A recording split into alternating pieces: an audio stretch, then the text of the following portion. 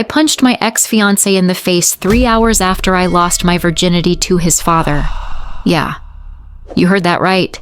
His father. The most dangerous man in Italy. The man who owns half this country with blood and power. Don Maximo Moretti. And the worst part? I didn't even know who he was when I gave him something I'd been saving for 2 years. Let me back up. Because this story, it's going to ruin you the same way it ruined me. 24 hours ago, I was supposed to marry Luca Moretti. Rich, charming, Italian heir to an empire I didn't fully understand. I'd spent 2 years trying to fit into his world, learning Italian phrases his cold-ass mother would actually approve of.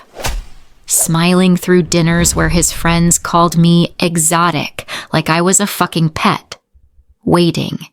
Saving myself for our wedding night because I wanted it to mean something.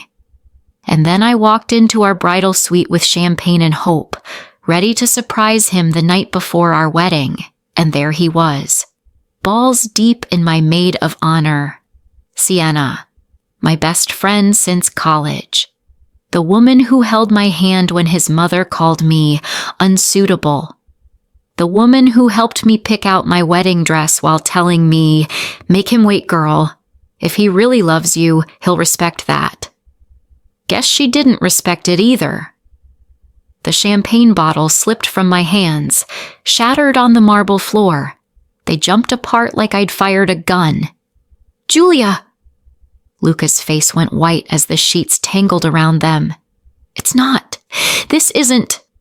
I didn't scream, didn't cry. I just stood there, watching 2 years of my life dissolve into the puddle of Moet spreading across the floor. "Get out," I said. My voice sounded like it was coming from someone else. Someone cold. Someone dead. "Jules, please, I didn't mean for you to..." Sienna grabbed the sheet, her red nails, the ones that had been in his hair, trembling. "Get out!" They scrambled for clothes, made excuses I didn't hear through the ringing in my ears. When they finally left, I stood in that room surrounded by white roses and shattered dreams. And I realized something. I wasn't sad. I was fucking furious. And I was done being the good girl. I don't remember leaving the hotel. Don't remember the elevator or walking through the lobby in my rehearsal dinner dress. Mascara probably streaked down my face like war paint. But I remember the bar. Dim lighting. Expensive whiskey. And him. He sat down next to me without asking. Silver hair swept back like he'd just run his hands through it. Sharp jaw that could cut glass. A 3-piece suit that probably cost more than my entire wedding. But it was his eyes that stopped my heart. Cold blue. Dangerous. Like he'd seen every dark corner of hell and walked out the king. Tattoos crept up his neck. Italian script I couldn't read in the dim light. When he moved, I caught glimpses of more ink beneath his collar. This wasn't some corporate businessman. This was something else. Something darker. "You look like you're running from something," he said in perfect English, though his Italian accent wrapped around every word like silk and smoke. I laughed. Bitter. Broken. Or running toward something worse. He flagged the bartender without breaking eye contact. "Do whiskey. Il migliore." 2 whiskeys, the best. The bartender moved fast. Scared, almost. Who the hell was this man that bartenders jumped when he spoke? He slid 1 glass toward me. "Bad night?" "Worst of my life." "Then let's make it better." It wasn't a question. It was a promise wrapped in danger and something that made my pulse race. I should have said no. Should have gone back to my room, called my mom, booked a flight home to Chicago. Instead, I picked up the whiskey and downed it in 1 burning gulp. "I don't even know your name," I said, meeting those cold blue eyes that suddenly didn't look cold at all. "Good," he said, his voice dropping to something that made my skin heat. "You don't need to." His hotel suite overlooked the Colosseum. Floor-to-ceiling windows, Rome glittering like broken glass beneath us. I should have been thinking about Luca, about the wedding that would never happen, about the fact that I was in a stranger's hotel room, but all I could think about was the way he looked at me, like I was the only thing in the world that mattered, like I was something precious he'd been searching for and finally found. He didn't rush, didn't fumble.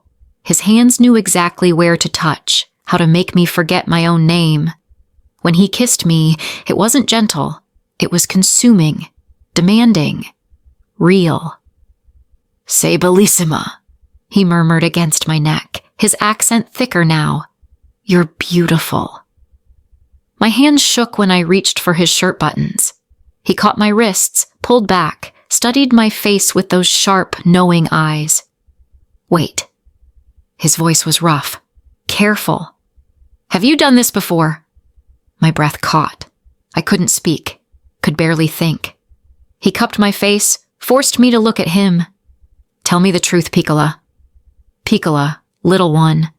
The endearment shouldn't have made my heart race, but it did. "No," I finally whispered. I was waiting. For someone who didn't wait for me. Something shifted in his expression. Shock. Then something darker. Possessive. Almost reverent. "You're sure about this? You don't owe me anything. You don't owe anyone." "I'm not doing this for you," I said, finding my voice somewhere in the wreckage of my heart. "I'm doing this for me. I'm done waiting for someone who never deserved it." He stared at me for what felt like forever. Then he nodded once, something fierce taking over his features. "Then I'll make sure you never regret it." And he did. He was gentle but demanding, patient but possessive. Every touch deliberate, like he was memorizing me. Every whispered Italian word a brand on my skin I couldn't understand but felt in my soul. "Sei mia," he breathed against my ear as everything changed. "You're mine." I didn't know what it meant then, but I felt it. In every nerve, every heartbeat. When it was over, when I lay trembling and fundamentally changed in his arms, he held me like I was something breakable and precious. His fingers traced lazy patterns on my shoulder. His heartbeat slowed beneath my ear. "What are you running from?" I whispered into the dark. He was quiet for so long I thought he wouldn't answer. "Everything," he finally said. "And nothing." I understood that. God, I understood that. I fell asleep in his arms, wrapped in expensive sheets and the smell of his cologne, leather and smoke, and something dangerously addictive. When I woke at dawn, he was gone. No note, no number. Just the ache in my body and the certainty that I'd given something sacred to a man whose name I didn't even know, but somehow it felt right. More right than 2 years with Luca ever had. I got dressed, pulled myself together, and made a decision. I was going to face Luca one last time. Tell him to his face we were done, that I deserved better. Then I'd leave Italy and never look back. The Moretti villa looked like something out of a Renaissance painting. All ancient stone and iron gates, and the kind of old money that whispered, "You don't belong here." I almost turned back 3 times on the drive, but I needed closure, needed to look Luca in the eye and end this properly. His mother answered the door, tall, cold, diamond earrings that could fund a small country.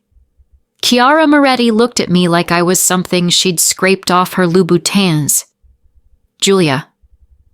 She said my name like an accusation. "I thought you'd have the grace to disappear quietly." "I'm here to speak to Luca." "He's devastated, you know. The wedding is ruined, the guests, the embarrassment. All because you couldn't." The wedding is ruined because your son couldn't keep his dick in his pants." Her eyes narrowed to slits. "How dare you speak to me? Mama, let her in." Luca appeared behind her, looking like he hadn't slept. Good. He deserved worse. She stepped aside with a glare that could melt steel, and I walked into the villa. Marble floors, priceless art on every wall, the kind of wealth that made you feel small. I'd always felt small here. Luca led me to a sitting room, tried to take my hand. I jerked away like he'd burned me. "Julia, please, we need to talk." "Talk? You want to talk?" "It was a mistake. I was drunk. It meant nothing. Stop." I held up a hand. "Just stop. We can fix this. We can still get married. People will forget. Are you insane?" I stared at him like I was seeing him for the first time. Maybe I was. "You cheated on me with my best friend the night before our wedding, and you think we can just fix this?" "It was one mistake." "It wasn't one mistake, Luca. It was 2 years of mistakes. 2 years of me trying to be enough for you, trying to fit into this world, and you..." My voice cracked. "You never chose me. Not once." "That's not true. You spent 2 years pressuring me to sleep with you, making me feel guilty for wanting to wait, like I was being unreasonable, old-fashioned, frigid." His face flushed. "I never said..." "You didn't have to say it. I felt it every time you pushed. Every time you made me feel like wanting something sacred made me somehow less." Before he could respond, footsteps echoed in the hallway. Heavy, confident, authority in every step. And then a voice, deep, commanding, with an accent that made my blood freeze and my heart stop. "Luca, where is your bride? The guests are calling. They want to know if the wedding is still happening." "No. No, it couldn't be. Please, God, no." The door opened. And there he was. My stranger from the hotel bar, the man whose bed I'd woken up in this morning, the man who'd held me like I was precious while he took my virginity. Silver hair, cold blue eyes, tattoos, same 3-piece suit. Our eyes locked. Recognition hit us both like a bullet to the chest. I watched his face, saw the shock, the realization, the heat. Then something darker, something possessive and terrifying and all-consuming. "Papa," Luca said, completely oblivious to the fact that the air had just been sucked out of the room. "This is Julia, my fiancé, Papa, father, Don Maximo Moretti, the most powerful man in Italy, the man who controlled half this country with violence and power and fear, Luca's father, and the man I'd given my virginity to 12 hours ago." "Piacere," he said softly, his voice cracking on the single word. His eyes never left mine. "Pleasure to meet you." But we both knew we'd already met in every possible way. I couldn't breathe, couldn't think. The room was spinning. This couldn't be happening. This couldn't be real. "Julia?" Luca's voice sounded far away. "Are you okay? You look pale." I barely heard him. All I could see was Maximo. The way he was staring at me like I was something he'd found and lost, and found again. Like I was something he'd died to protect and kill to keep. "Scusami," Maximo said, his jaw tight, control slipping for just a second. "I need to make a phone call." He walked past me, so close I could smell his cologne, leather and smoke, the same scent I'd woken up wrapped in. As he passed, his hand brushed mine, deliberate, a silent message only I understood. This wasn't over.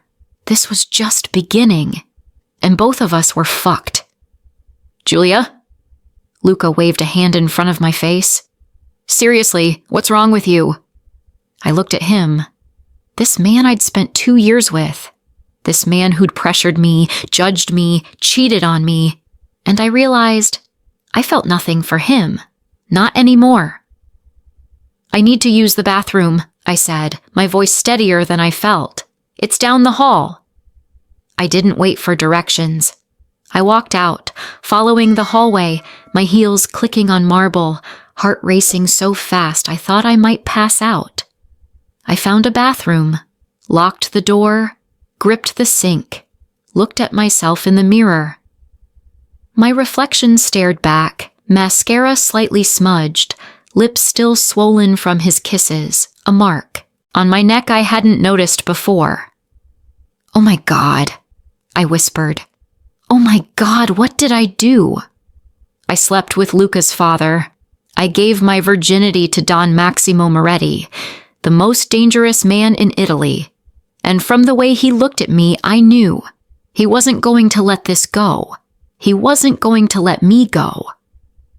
I splashed cold water on my face, tried to calm down, tried to think. I needed to leave. Get out of this villa, out of Italy, before this exploded into something I couldn't control. When I stepped back into the hallway, he was there, waiting, leaning against the wall like he'd known exactly where I'd go.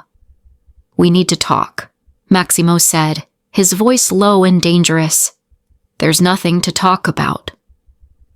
In one smooth motion, he grabbed my wrist and pulled me into a doorway, down stone steps, into a wine cellar that smelled like oak and aged grapes and danger.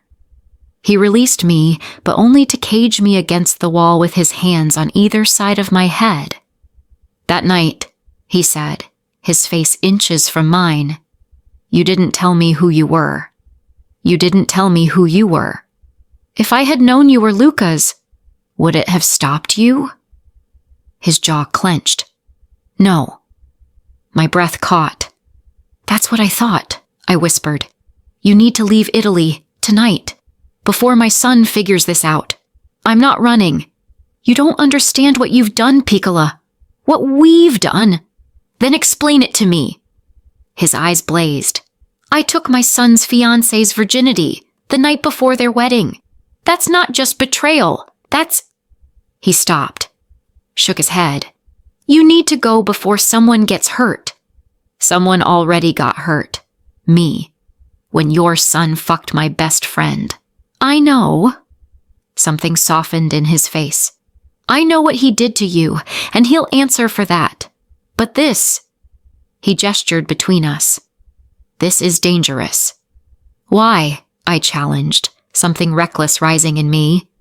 "Because you're his father." "Because I'm Don Maximo Moretti," he said, voice dropping to something lethal. "I don't do relationships. I don't do love. I take what I want, and I destroy what's mine." I should have been terrified, should have run. Instead, I looked into those cold blue eyes and whispered the words that would seal both our fates. "Then destroy me." Something snapped in him. His control, his restraint, everything. His thumb traced my jaw, rough, possessive. "You don't know what you're asking for," he breathed. "Then show me." His eyes darkened. "You were a virgin. You gave me something sacred, something my son wanted for 2 years, and now—" He leaned closer, his breath on my lips. "Now I can't stop thinking about you, about that night, about the way you said my name when you—" Footsteps pounded above us. "Julia, where the hell are you?" Luca's voice, sharp with panic. Maximo stepped back, jaw clenched, something tortured in his gaze. "This isn't love, Piccola," he said, retreating into shadow. "This is war, and you just declared yourself the enemy." Then he was gone, disappearing into the darkness of the wine cellar like smoke. I stood there trembling, knowing one terrible, beautiful truth. I'd given my innocence to the wrong man. Or maybe the only man who'd ever deserved it. And neither of us was walking away from this unscathed. I stood there in that wine cellar, heart racing, body still humming from his proximity, and I knew this was only the beginning.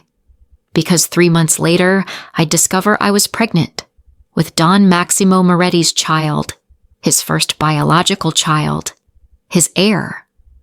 You see, Luca wasn't his real son. He was adopted, raised as a Moretti, but not blood.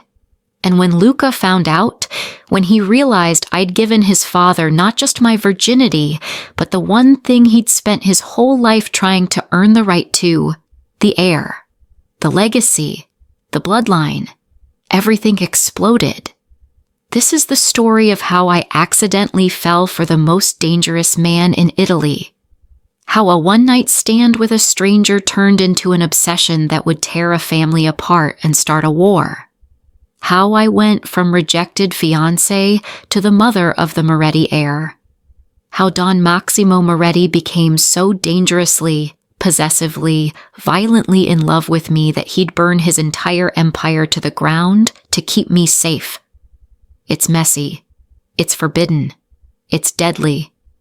And if you want to know how far a Don will go to protect the woman carrying his legacy, how far I went to survive being the most wanted woman in Italy, and how we destroyed each other only to be reborn as something unstoppable, then you need to see what happens next. Because this story, it's going to wreck you, just like it wrecked us. And I wouldn't change a single second of it. I woke up the next morning in the guest room of the Moretti villa with my head pounding and my heart in pieces. The ceiling above me was painted with cherubs and clouds, some Renaissance masterpiece that probably cost more than my student loans. Everything in this place screamed old money and untouchable power. I'd never felt more out of place in my life, and now I knew why.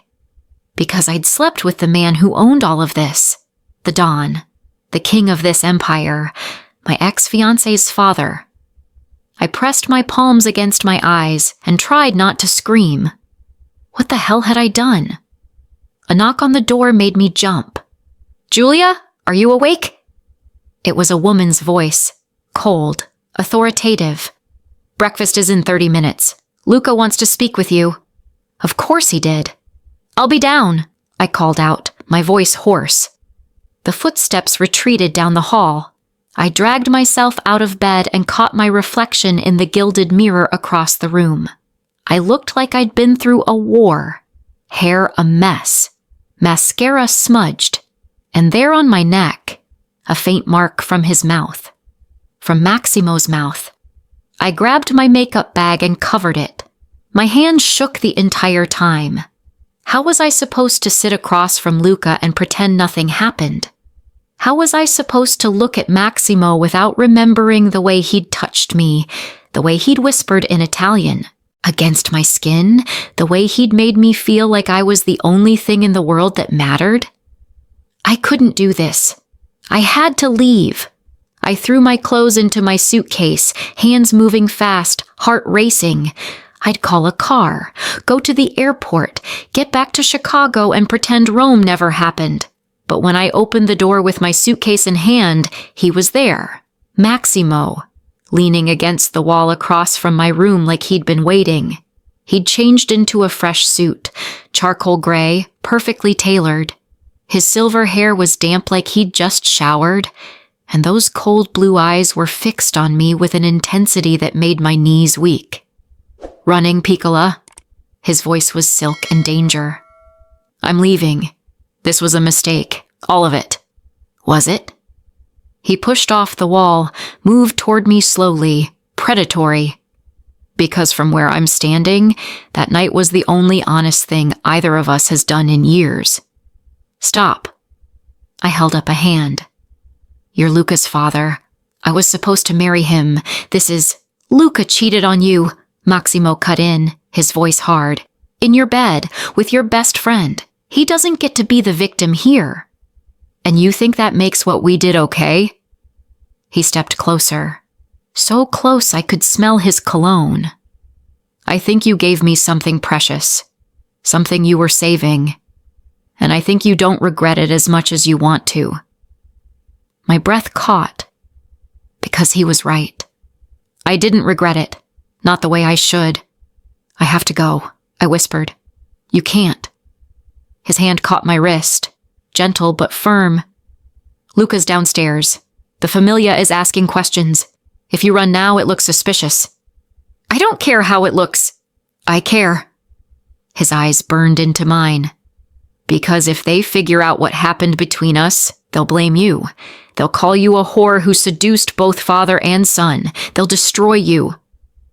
The word hit me like a slap. Then what do you suggest? Stay for a few days. Let the scandal of the canceled wedding die down, then leave quietly. No one has to know. And what about you? I searched his face. Can you pretend you don't know me? His jaw clenched. I'll do what I have to do. It wasn't an answer, but it was all I was going to get. Fine, I said, pulling my wrist from his grip. A few days. Then I'm gone. He nodded, but something in his eyes said he didn't believe me. Neither did I. Breakfast was torture. The dining room was massive.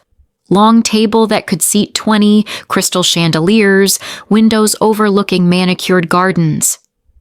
I sat between Luca and an older woman I hadn't met yet, picking at fruit I couldn't taste while Maximo sat at the head of the table like a king surveying his kingdom.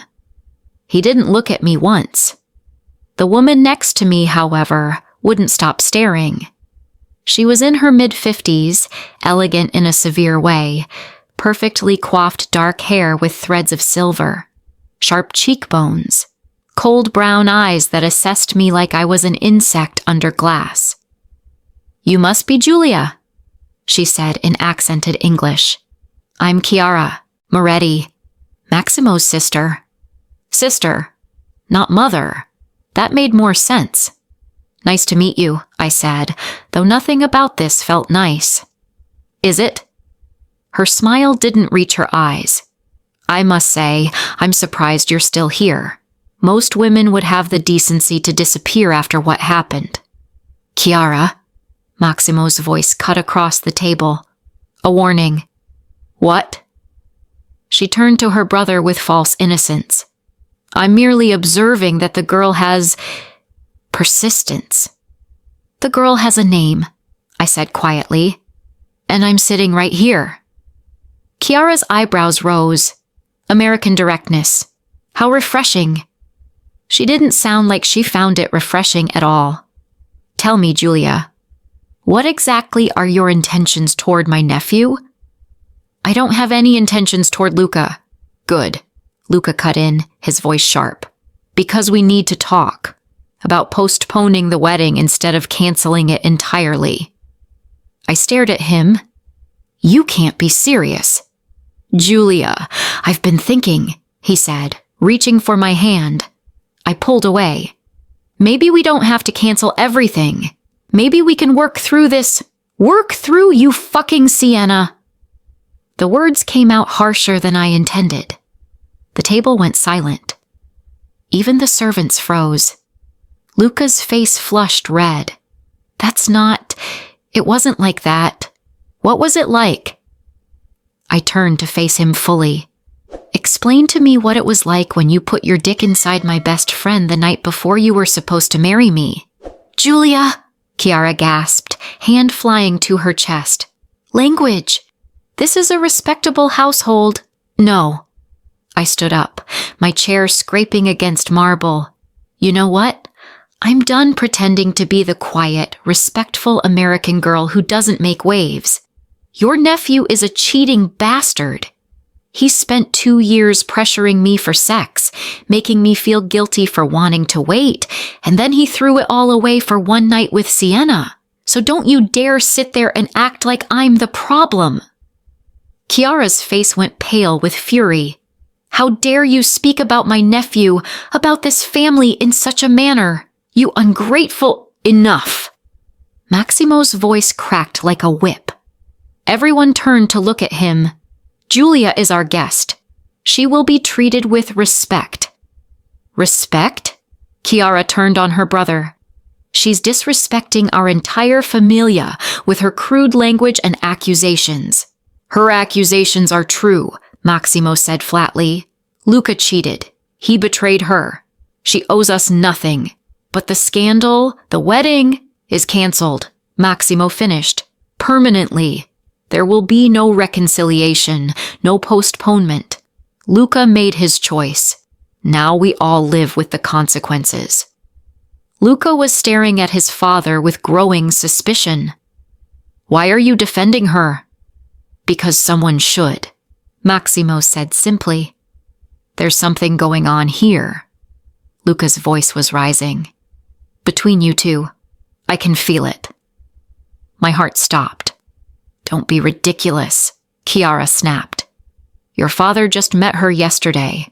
Did he? Luca looked between us. Did he really? Because the way he's looking at her right now... He pointed at Maximo. That's not how you look at your son's ex-fiancé. That's how you look at someone you... Basta. Maximo's fist slammed on the table. Enough. You will not speak to Giulia that way. You will not accuse her of anything. You lost her because of your own actions. Accept it and move on. Why are you protecting her? Luca's voice broke. Unless... Oh my God. You slept with her, didn't you? The room went completely still. I couldn't breathe. Couldn't move. Chiara's face had gone white. Maximo, tell him that's not true. Tell him... Get out, Luca, Maximo said, his voice deadly calm. Answer the question, Papa. Did you sleep with my fiancé? Ex-fiancé, Maximo corrected. She was never yours, not really. Answer the question. Maximo stood slowly, and when he spoke, his voice was steel. Yes. The single word detonated like a bomb. Chiara made a strangled sound. Servants scattered. And Luca looked at me with such betrayal, such rage, such humiliation that I almost felt sorry for him. Almost. You fucking whore, he breathed. Maximo moved so fast I barely saw it.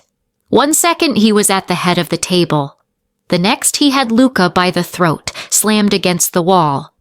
Call her that again, Maximo said, his voice lethal, and I will break every bone in your body. She is under my protection now, mine. Do you understand? Luca's eyes were wide with shock and fear. She was supposed to be mine? She was never yours. Maximo's grip tightened. You never deserved her. You're my father. And you're my son. But she... Maximo's eyes flicked to me. She's something else entirely. The weight of those words settled over the room like smoke. Chiara found her voice, shrill with shock. Maximo, release him. Now. What are you thinking? She's nobody. An American girl who is under my protection, Maximo finished, still not releasing Luca. And anyone who disrespects her, family or not, answers to me. Let him go, I said quietly. Maximo didn't move. Maximo, let him go. He released Luca slowly, stepped back, but his eyes never left his adopted son's face. Luca coughed, rubbing his throat. When he looked at me again, there were tears in his eyes. I loved you, he said. No, I said softly. You love the idea of me. There's a difference. He turned to his father. How long? 1 night, Maximo said. The night you betrayed her. Luca's laugh was bitter, broken. 1 night. You threw away everything for 1 night? That 1 night was worth more than 2 years with you, I said before I could stop myself. The words hit him like a physical blow. Chiara stepped forward, her face a mask of cold fury. You need to leave, girl. Now. Before you destroy what's left of this family. She's not going anywhere, Maximo said. Maximo! Chiara turned on her brother. Think about what you're doing. She's an outsider. American. She doesn't understand our world, our ways. And you're throwing away your relationship with your son for what? A pretty face? A moment of weakness? For someone who makes me feel alive again, Maximo said quietly. for the first time in 10 years. Chiara's expression cracked, just for a second. Isabella is gone, Maximo finished gently, and I loved her, with everything I had. But she's gone, Chiara. And Julia, he looked at me. Julia is here, and I choose her. Then you're a fool, Chiara spat, and I want no part of this madness. She swept out of the room, leaving destruction in her wake. Luca stood there trembling. I'll never forgive you for this, either of you. I know, Maximo said, and I'm sorry for that. But I'm not sorry for her. Luca looked at me one last time. I hope he's worth it, Julia. I hope when he breaks your heart, and he will, you remember this moment. Remember what you destroyed? Then he was gone too. The silence he left behind was suffocating. I stood there shaking and realized there was no going back now. Everyone knew. The familia knew. Chiara knew. Luca knew. And they all hated me for it. Maximo moved to me, his hands gentle as he cupped my face. Are you all right? No, I whispered. I just destroyed your family. No, he corrected. Luca destroyed it when he betrayed you. He gestured around the empty dining room. This is just the aftermath. Your sister hates me. Chiara hates change. She'll come around. Luca will never forgive us. I know. His thumb traced my cheekbone. But I'd rather have you and lose him than keep him and lose you. Tears burned my eyes. You barely know me. Then let me. His forehead touched mine. Stay with me. Not because you're scared. Not because you have nowhere else to go. Stay because you want to. I should have said no. Should have run. Should have gotten as far from this dangerous man and his broken family as possible. Instead, I whispered, okay. His eyes closed. Relief and something else, something desperate, washed over his face. Okay, he breathed. And when he kissed me, right there in the dining room where his family had just imploded, it felt like falling and flying at the same time. Like destruction and salvation. Like the beginning of something that would either save us or destroy us completely. I just didn't know which yet. Maximo moved me into his wing of the villa that same afternoon. Not the guest rooms where I'd spent the night before. His personal quarters. The private area of the massive estate where even the familia didn't go without permission. You'll be safer here, he said as he led me down a marble hallway lined with Renaissance paintings that probably belonged in museums. Safer from what? I asked, pulling my suitcase behind me. He stopped at a set of heavy wooden doors carved with intricate details. From Luca. From the familia's judgment. From my sister's tongue. He paused. From yourself. Myself. He pushed open the doors, revealing a suite that was bigger than my entire apartment back home. Floor-to-ceiling windows overlooked the gardens. A massive 4-poster bed dominated one wall. Everything was decorated in deep blues and golds. Expensive, masculine, beautiful. This is your room? I breathed. Our room, he corrected. If you want it to be. I turned to look at him. You're moving fast. I'm 52 years old, Piccola. I don't have time to move slow. The age difference. I'd been trying not to think about it. He was old enough to be my father.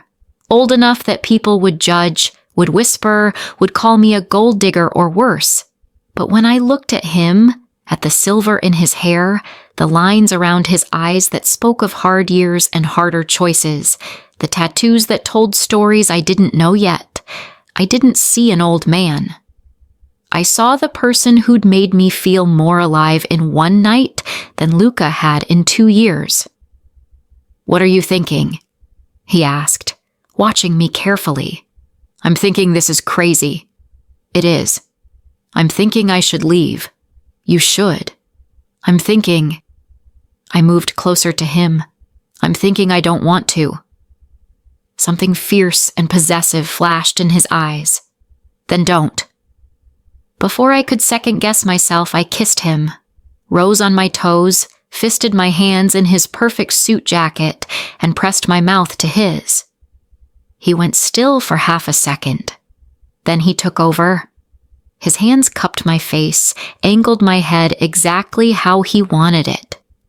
He kissed me like he was starving, and I was the only thing that could satisfy him. Like that night in the hotel, but different. No desperation now, just certainty. Possession. When we broke apart, we were both breathing hard. I need to tell you something, he said, his accent thicker now. About Luca. I don't want to talk about Luca. You need to hear this. He stepped back, ran a hand through his hair. He's not my biological son. I adopted him when he was 8. His parents, they were familia. My second in command and his wife. They were killed in a hit meant for me. My chest tightened. Maximo. I took him in, raised him as my own, gave him my name, my protection, everything I could give. His jaw clenched. But he always knew he wasn't really mine. And I think that's why he always tried so hard to prove himself worthy. That doesn't excuse what he did. No, Maximo agreed. It doesn't. But I need you to understand. When he realizes what this is between us, it won't just be about losing you. It'll be about losing his place, his identity, everything he's built his life around. Are you saying you regret this? No. The word came out fierce. I'm saying he'll come for you, for us. And when he does, it won't be pretty. A chill ran down my spine. You think he'll hurt me? I think he'll try. Maximo's eyes went cold. Which is why you don't leave this wing without security. You don't go anywhere alone. You stay where I can protect you. I'm not a prisoner. No, you're mine. And I protect what's mine.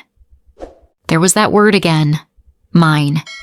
He said it like a vow, like a threat, like a promise. I should have been scared. Instead, I felt safe for the first time since I'd found Luca in bed with Sienna. Okay, I said softly. I'll stay here, in your wing, in your room. Relief flickered across his face. Our room, I corrected with a small smile. He pulled me close, tucked me against his chest. I could hear his heartbeat, steady, strong. I know this is fast, he murmured against my hair. I know you barely know me, but I meant what I said at breakfast. That night with you. He pulled back to look at me. It changed something in me, made me feel human again. You don't seem very human, I said, only half joking. More like dangerous, powerful, untouchable. With everyone else? Yes. His hand cupped my jaw. With you? I'm just a man who can't stop thinking about a woman he shouldn't want. But you do. Want me. Desperately. The word sent heat through me. Show me. His eyes darkened. Julia. Show me, I repeated. Show me I'm not crazy for staying. Show me this is real. For a moment, he just stared at me. Then he moved. His mouth found mine again, but this time there was no gentleness, just raw need. He backed me toward the bed, hands already working at the buttons of my dress. We shouldn't, he said, even as his lips trailed down my neck. Not so soon after. I don't care about shouldn't, I gasped. I care about this, about you. That broke him. We fell onto his bed, our bed, and for the second time, I gave myself to Maximo Moretti. But this time, I knew exactly who he was. The most dangerous man in Italy. And somehow, that only made me want him more.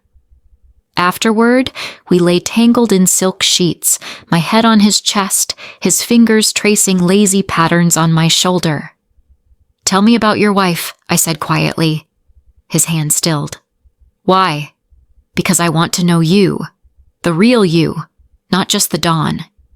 He was silent for so long I thought he wouldn't answer. Then, her name was Isabella.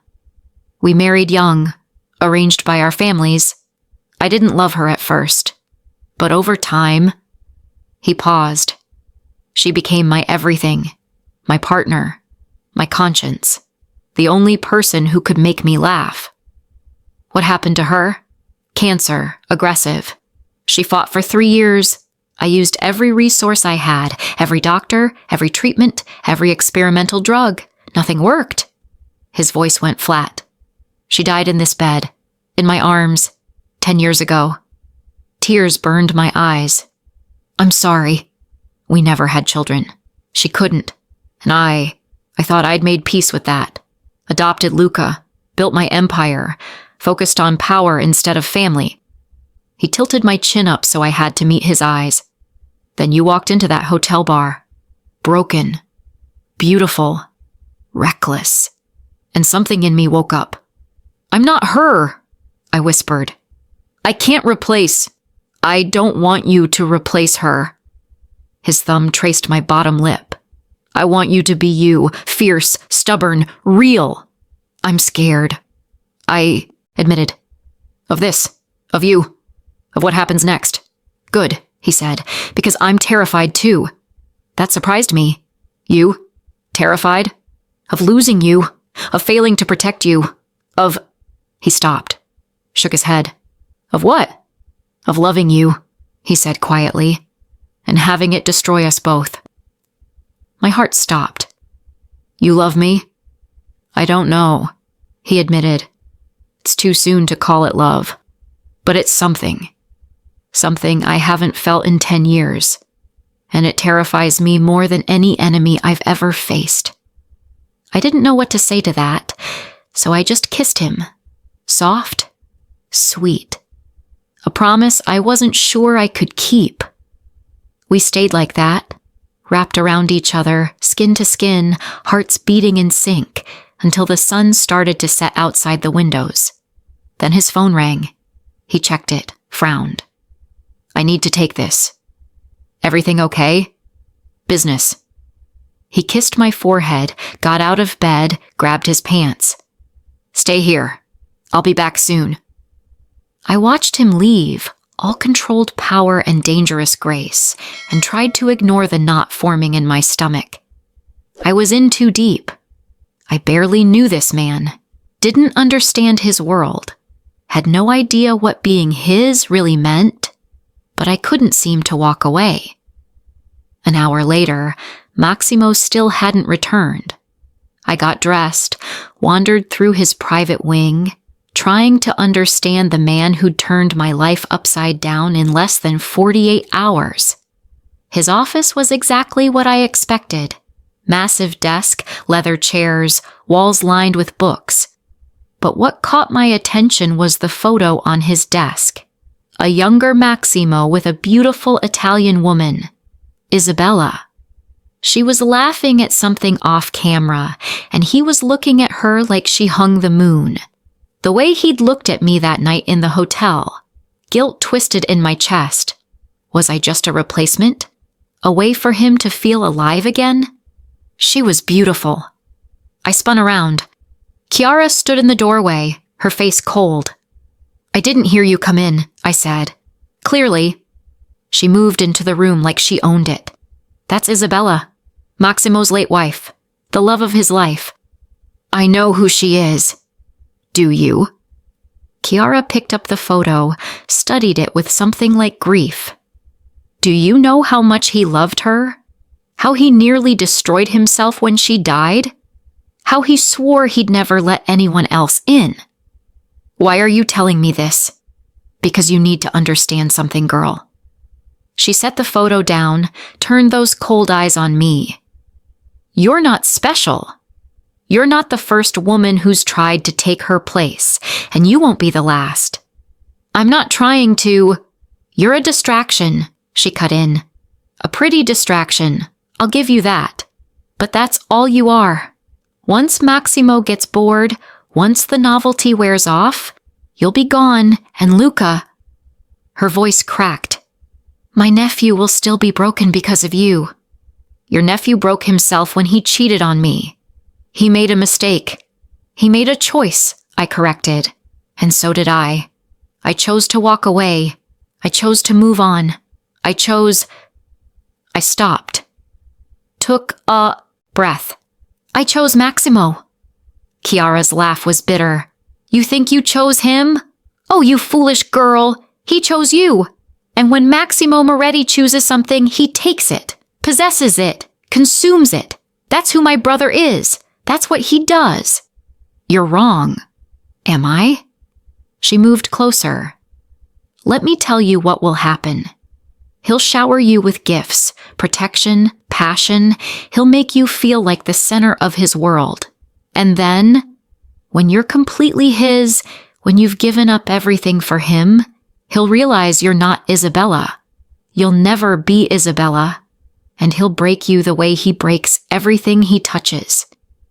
Before I could respond, Maximo's voice cut through the room like a blade. Get out, Chiara. We both turned. He stood in the doorway, his face a mask of cold fury. I was just having a conversation. You were poisoning her against me, Maximo said flatly. Get out of my wing. Get out of my sight.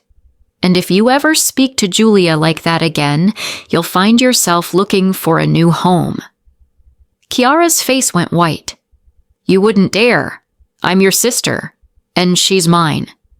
Maximo said simply. Choose your next words carefully, Chiara. For a long moment, they stared at each other. Some silent battle of wills between siblings who'd known each other their entire lives. Then Chiara looked at me. Remember what I said, girl. He'll destroy you, just like he destroys everything. She swept out of the room, leaving silence in her wake. Maximo moved to me, his hands gentle as he cupped my face. What did she say to you? The truth, probably, I whispered. That I'm just a distraction, that I'll never be Isabella. You're right, he said quietly. My heart sank. You'll never be Isabella, because you're Julia, and that's all I want. But she was my past. His eyes burned into mine. You're my present, maybe my future, if you'll have me. Tears spilled down my cheeks. This is crazy. I know. Everyone will hate us. I know. We barely know each other. Then let's change that. He pulled me close, held me tight. Stay with me, Piccola. Not because you're scared, not because you have nowhere else to go. Stay because you want to. I thought about Luca's betrayal, about that night in the hotel when a stranger made me feel seen, about waking up in Maximo's arms twice now and feeling safer than I'd ever felt, about the way he looked at me like I was precious, important, chosen. Okay, I whispered against his chest. I'll stay. His arms tightened around me. Thank you.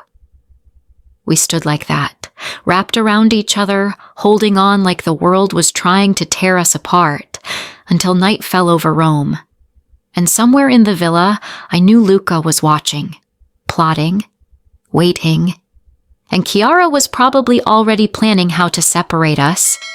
But in that moment, in Maximo's arms, I felt untouchable. I should have known better, because in Maximo Moretti's world, no one stayed untouchable for long. The next week passed in a blur of stolen moments and mounting tension. Maximo kept me close. Too close, some might say. I didn't leave his wing without security. Didn't go anywhere without him or his most trusted men. The villa that had seemed like a palace now felt like a gilded cage. But I couldn't bring myself to complain, because every night he came to me, sometimes gentle, sometimes desperate, always possessive. Say, Mia, he'd whisper against my skin in the dark. You're mine. And every time I'd whisper back, yours. It was insane, reckless, moving too fast. But I couldn't stop, couldn't walk away, couldn't imagine being anywhere else. During the day, he disappeared into his study for business. I learned not to ask what that business was. Didn't want to know about the shipments, the deals, the darker side of the Moretti Empire. I was living with a man who controlled half of Italy through violence and fear, and I was falling for him anyway. Luca, meanwhile, had made himself scarce. I'd catch glimpses of him sometimes, across the gardens, in distant hallways, always watching, always glaring. Chiara was worse. She'd appear at random moments, her presence a constant reminder that I didn't belong. Cold stares across the dinner table, pointed comments about appropriate behavior and family traditions. She never missed an opportunity to remind me I was an outsider. "She's trying to drive you away," Maximo said one night after Chiara had made a particularly cutting remark about American vulgarity. "Is it working?" I asked, half joking. His arms tightened around me. "Is it?" "No," I admitted, "but she's exhausting. Chiara has always been protective of the family, of our name." He sighed. "She practically raised me after our parents died. She gave up marriage, children of her own, to help build the Moretti Empire. This familia is her entire life. And I'm a threat to it. You're a change to it," he corrected, "and my sister has never handled change well. Will she ever accept me?" "I don't know," he said honestly, "but it doesn't matter. I accept you. I choose you. And in this house, my word is final. Even over your sister? Even over blood." The certainty in his voice should have comforted me. Instead, it made me realize how much he was risking. His relationship with his sister, his standing with Luca, the stability of his family. All for me, a woman he barely knew. "I'm scared," I whispered into the dark. "Of what?" "Of not being worth it. Of you waking up one day and realizing you threw everything away for nothing." He rolled me onto my back, loomed over me in the darkness. "You are not nothing, Julia. You are everything." Then he showed me with his body what his words couldn't express. "Luca's planning something," I told Maximo one afternoon as we sat in his private courtyard. "I can feel it." "Let him plan," Maximo said calmly, reading through papers I didn't understand. "He can't touch you." "You're that confident?" He looked up, his blue eyes sharp. "I'm that dangerous, Piccola, and everyone knows it." A chill ran through me. Not fear. Something else. Something that felt uncomfortably like arousal. What did it say about me that his danger turned me on? Before I could analyze that too deeply, his phone rang. He frowned at the screen. "I need to take this," he said, standing. "Stay here. Don't go wandering." "I'm not a child." "No." He bent down, kissed me hard. "You're mine, which means you follow my rules." Then he was gone, leaving me alone with my thoughts and a security guard standing discreetly by the courtyard entrance. I lasted about 10 minutes before I got restless. The guard, Paolo, I'd learned his name, tried to stop me when I stood up. "Signora," Il Don said. "I'm just going to the library," I said. "It's in the house. Perfectly safe." He looked conflicted, but I was already walking, and he had to choose between stopping me physically or following me. He chose to follow. The Moretti Library was exactly what you'd expect from an old Italian family: floor-to-ceiling books, rolling ladders, the smell of leather and old paper. It was my favorite room in the villa, the one place that felt like mine. I was browsing the English section when I heard footsteps. "I thought I might find you here." I spun around. Luca stood in the doorway, looking like he hadn't slept in days. His eyes were bloodshot, his hair unkempt. Nothing like the polished heir I'd agreed to marry. "Luca." I kept my voice steady. "What do you want?" To talk. That's all. He moved into the room slowly. Paolo shifted behind me, hand moving to his waist, where I assumed he kept a weapon. I don't think we have anything to talk about, I said. Don't we? His laugh was bitter. You're sleeping with my father, Julia, living in his room, playing house in the villa that was supposed to be ours. That was before you fucked Sienna. He flinched. That was a mistake. So you keep saying. Doesn't change what you did. And you running to my father does? His voice rose. You sleeping with him doesn't make you innocent, Julia. It makes you a whore. Paolo moved forward, but I held up a hand. I could fight my own battles.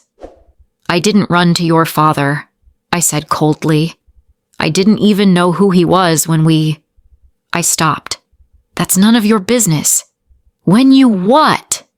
Luca's eyes widened. When you slept with him? It was before you came here, wasn't it? Before you knew? My silence was answer enough. Oh my God! Luca's face went through several emotions. Shock, realization, something like hope. You didn't know. When you slept with him, you didn't know he was my father. Does it matter? Yes! He moved closer, desperate now. Don't you see? That means it was random. A mistake. You were hurt and angry and you made a bad choice. But it doesn't have to mean anything. It means everything, I cut in. Luca, even if I'd never slept with him, even if that night never happened, I wouldn't come back to you. You betrayed me, made me feel worthless, spent 2 years pressuring me and judging me and making me feel like I wasn't enough. You did, I said firmly. Every time you pushed for sex, every time you made comments about me being old-fashioned or uptight, every time your aunt looked at me like I was beneath her and you said nothing. Chiara is my family, and I was supposed to be your wife. My voice broke. You never defended me, never chose me. You just let her chip away at my confidence until I started believing I really wasn't good enough. His face crumpled. I loved you. No, I said softly. You loved the idea of me, the trophy, the exotic American girlfriend. But you never loved me. And he does. Luca's voice dripped with bitterness. My father loves you after what? A week? You think that's real? I think it's more real than anything we had. That seemed to break something in him. His expression twisted. Anger, hurt, humiliation all rolled into one ugly mask. You're going to regret this, he said quietly, when he's done with you, when he gets bored and moves on to the next shiny thing. You'll regret choosing him over me. I don't think I will. He stared at me for a long moment. Then he looked past me, at Paolo. Does my father know you let her wander around alone? Paolo's jaw tightened. She's not alone. I'm right here. Are you? Luca smiled, cold, calculating. Because from where I'm standing, you're too far away to stop me if I wanted to hurt her. He moved fast. 1 second he was across the room, the next his hand was around my wrist, yanking me toward him. Paolo's gun was out instantly. Let her go! Now! Or what? Luca pulled me closer, his grip painful. You'll shoot me? Il Don's son? That'll go over well with the familia. Luca, you're hurting me. Good, he hissed in my ear. Maybe now you'll understand what you did to me. Then the door slammed open. Maximo stood there, and the rage on his face was terrifying. Step away from her, he said, his voice deadly calm. Now. Or what, Papa? Luca tightened his grip. You'll kill your own son. You're not my son, Maximo said coldly. Not anymore. Not after this. The words hit Luca like a physical blow. His grip loosened just enough for me to yank free. I stumbled toward Maximo. He caught me, pulled me behind him in one smooth motion, a human shield between me and Luca. "You need to leave," Maximo said to Luca. "Leave this villa. Leave Italy. I'll give you money. Set you up anywhere you want to go. But you can't stay here." "You're throwing me out?" Luca's voice cracked. "For her?" "I'm removing a threat to what's mine," Maximo corrected. "If you hurt Giulia, if you even look at her wrong again, I won't show mercy because you're my adopted son. I'll treat you like any other enemy. You'd really choose her over me. Yes." The single word hung in the air like a death sentence. Luca looked at me, his eyes full of hate. "You did this. You destroyed our family." "No," Maximo said. "You did. The moment you betrayed her. Everything else? That's just consequence." Luca stood there for another moment, trembling. Then he turned and walked out. We all knew it wouldn't be the last we saw of him. Maximo turned to Paolo, his expression thunderous. Why was she alone? She wasn't. She was close enough for him to grab her. Maximo cut in. That's too close. You're reassigned.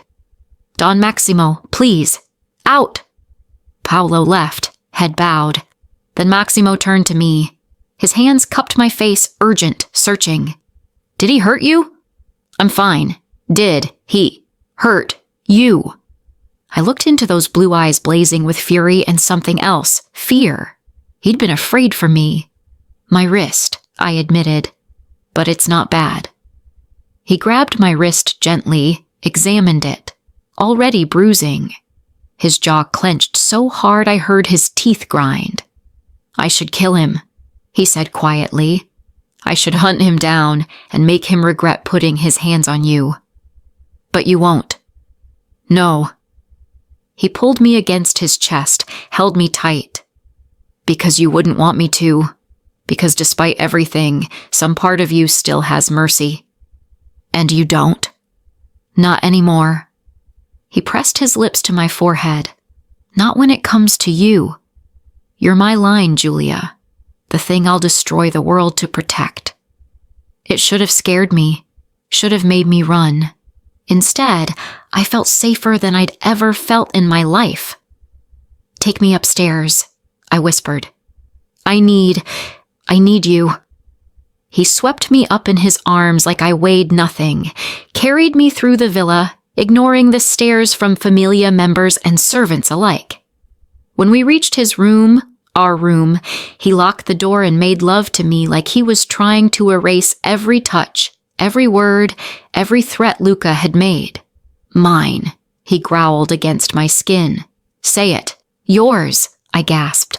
Again. Yours. I'm yours. And as we moved together, as he showed me with his body what his words couldn't express, I realized something terrifying. I was falling in love with Don Maximo Moretti, the most dangerous man in Italy, the man who'd just chosen me over his son, the man who'd burn the world down to keep me safe. And I didn't care who got hurt in the crossfire anymore. I just wanted him. All of him. Forever. Even if forever meant burning. 3 days after Luca grabbed me in the library, I woke up nauseous. At first, I thought it was stress. The tension in the villa was suffocating. Luca hadn't left like Maximo demanded. He was holed up in the East Wing, drinking himself into oblivion, according to the staff. Chiara barely spoke to me, her cold stares following me everywhere. And Maximo was more protective than ever, barely letting me out of his sight. But this nausea was different. Persistent. I barely made it to the bathroom before I threw up everything I'd eaten the night before.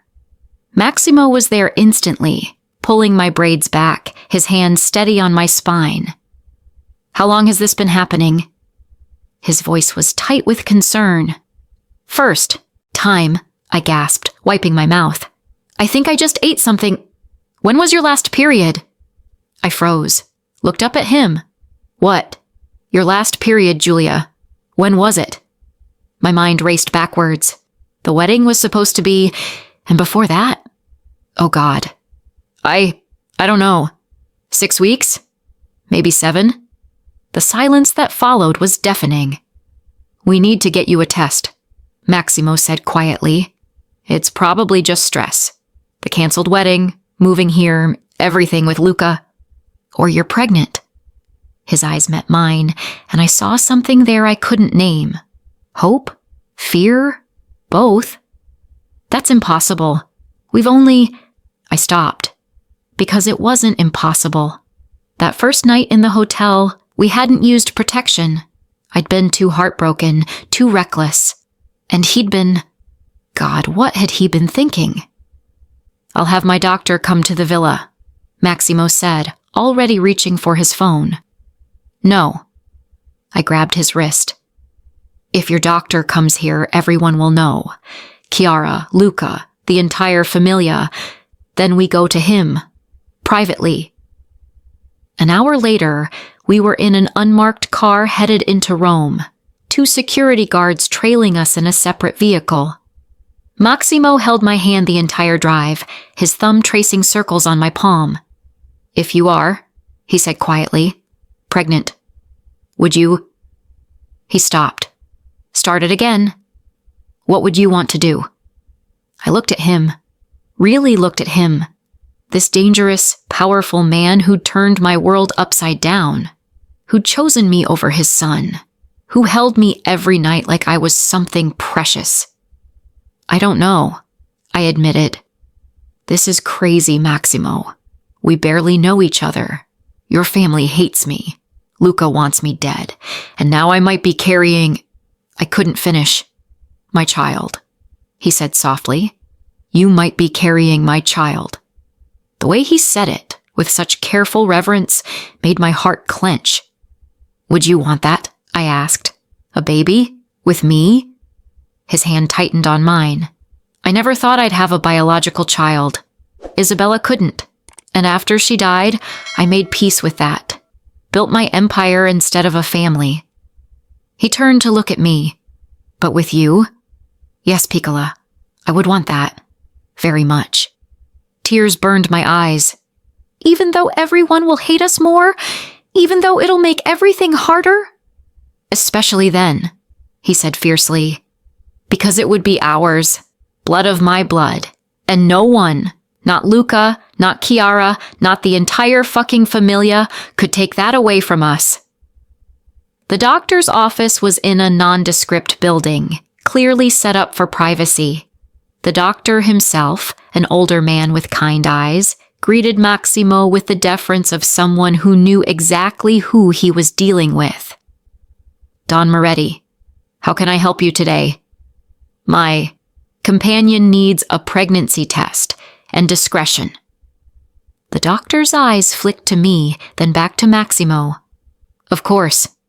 This way, Signorina. 20 minutes later, I sat on an examination table while the doctor drew my blood. We'll have results in an hour, he said gently. There's a private waiting room. Can I get you anything? Water? Tea? Whiskey, I muttered. Maximo almost smiled. Water is fine, thank you. The hour that followed was the longest of my life. Maximo paced the small room like a caged animal. I sat frozen, hands clasped in my lap, trying not to think about what a positive result would mean. A baby. Maximo's baby. The heir everyone had been waiting for. The heir that would prove I'd taken everything from Luca, his fiancé, his father, and now his place in the family. Stop, Maximo said suddenly. Stop what? Catastrophizing. I can see it in your face. How can I not? I looked up at him. If I'm pregnant, Luca will lose his mind. He'll see it as the ultimate betrayal, and Chiara will have to accept it. Maximo cut in, because that child, if it exists, is my blood, my heir. And in this family, blood matters. Even over the son you raised? His expression went cold. Luca stopped being my son the moment he put his hands on you. Before I could respond, the doctor knocked and entered. Don Moretti, Signorina Bloom. He held a folder, his face carefully neutral. The results are back. My heart stopped. Maximo moved to stand behind me, his hand on my shoulder. And? Maximo's voice was steady, but I felt the tension in his grip. The doctor opened the folder, looked at me, then at Maximo. Congratulations, you're pregnant. Approximately 7 weeks. The room spun. 7 weeks. That meant that night in the hotel, my first time, the night I gave my virginity to a stranger who turned out to be the most dangerous man in Italy. The night that changed everything. You're certain? Maximo's voice was rough. Positive. The HCG levels are strong. I'd recommend an ultrasound within the next few days to confirm viability, but yes, she's definitely pregnant. I couldn't breathe. Couldn't think. Pregnant. I was pregnant with Maximo's child. With the Don's heir. Maximo's hand tightened on my shoulder. Thank you, doctor. And remember, complete discretion. The doctor finished. You have my word, Don Moretti. As always. The drive back to the villa was silent. I stared out the window, watching Rome blur past, my hand unconsciously moving to my still flat stomach. There was a life inside me, a tiny cluster of cells that would become a person. Half me, half Maximo. Julia. His voice broke through my spiral. Talk to me. I don't know what to say. Are you upset? I turned to look at him. Really look at him. This man who'd become everything to me in such a short time. I don't know, I admitted. I'm terrified. This changes everything. Doesn't have to. Yes, it does, I cut in. Maximo, I'm carrying your first biological child, the heir to your empire. Luca will never forgive us. Chiara will see it as proof I'm trying to steal his place. And the familia, God, the familia will accept it, he said firmly, because I'll make them. You can't just make people. I'm Don Maximo Moretti, he said, his voice going cold. I absolutely can. The certainty in his voice should have comforted me. Instead, it made me realize how alone I was in this. I was pregnant, in a foreign country, with a man I'd known for barely 2 weeks, surrounded by people who hated me. What the hell had I done? When we got back to the villa, Maximo led me straight to our room, locked the door, pulled me into his arms. Listen to me, he said, his hands cupping my face. I know you're scared. I know this isn't what you planned, but you are not alone in this. Do you understand? Whatever happens, we face it together. You say that now. I'll say it every day for the rest of our lives if that's what it takes. His eyes blazed into mine. You're carrying my child, Julia. My blood. That makes you untouchable. That makes you the most important person in my world. More important than Luca? Luca stopped being my son the moment he betrayed you, Maximo said flatly. This child... His hand moved to my stomach. This child is my legacy, my future, and I will burn this entire country to the ground before I let anyone hurt either of you. Tears spilled down my cheeks. This is insane. I know. We barely know each other. We have 9 months to fix that. Despite everything, I laughed. Broken and watery, but still a laugh. He kissed me then, soft, reverent, like I was something sacred. We need to tell people, I whispered against his lips. Not yet. Not until you're safer. Once word gets out that you're carrying the heir. He stopped, shook his head. It's not safe yet. Because of Luca? Because of everyone who sees you as a threat. A chill ran through me. You think someone would hurt me? Hurt the baby? I think there are people who would prefer Luca remain my heir, Maximo said carefully, and I won't give them the chance to act on that preference. Oh God, I was pregnant with the heir to a mafia empire, and that made me a target. I want to leave, I heard myself say. Get out of Italy. Go back to Chicago. Somewhere safe. No. The word was final. You're safer here. Where I can protect you. Where my men can watch you every second. You mean where I'm a prisoner? I mean where you're alive, he corrected harshly. Then softer. I can't protect you if you're halfway across the world, Piccola. Please, trust me. Stay here. Let me keep you safe. I wanted to argue, wanted to demand my freedom, wanted to run as far from this dangerous world as possible. But when I looked into his eyes, saw the fear there, the desperation, I realized something. He was terrified too, terrified of losing me, losing the baby, losing the family he'd never thought he'd have. Okay, I whispered. I'll stay. But Maximo, we have to tell Luca eventually, and Chiara. They deserve to know. His jaw clenched. When I'm ready, when I'm certain I can control their reactions. You can't control people. Watch me, he said coldly. And I realized Don Maximo Moretti always got what he wanted, even if it meant breaking everyone around him, including me. That night he made love to me differently, gentler, more careful, his hands reverent on my body, his mouth whispering Italian words I was starting to understand. Mia familia, he breathed against my stomach. My family, mio cuore, my heart, mia vita, my life. And as I fell asleep in his arms, his hand protective over my stomach where our child grew, I realized something terrifying.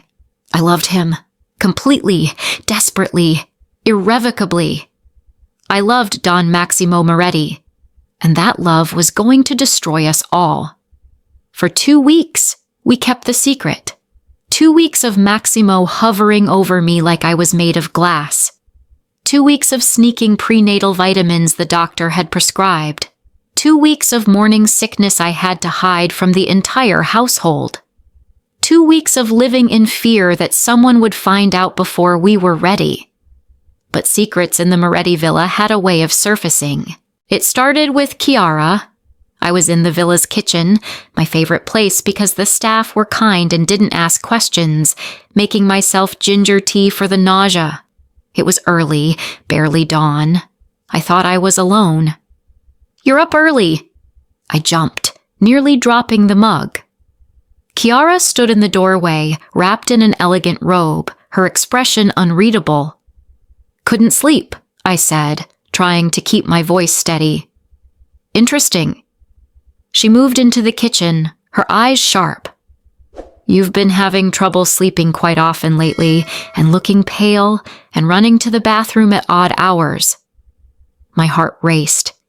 I think I caught a bug. Please, she cut in. I'm not a fool, girl. I've seen pregnant women before. The tea mug slipped from my fingers, shattered on the floor. We both stared at the broken porcelain, tea spreading across marble like blood. How far along? Chiara's voice was cold. I don't know what you...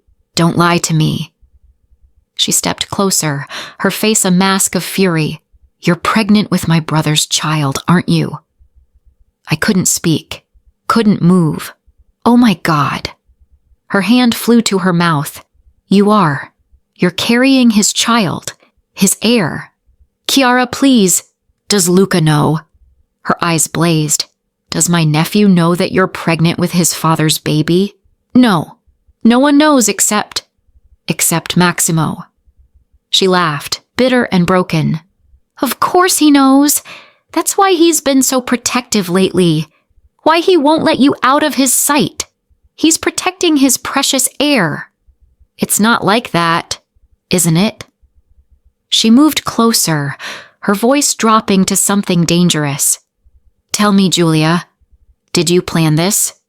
Did you get yourself pregnant to secure your place here?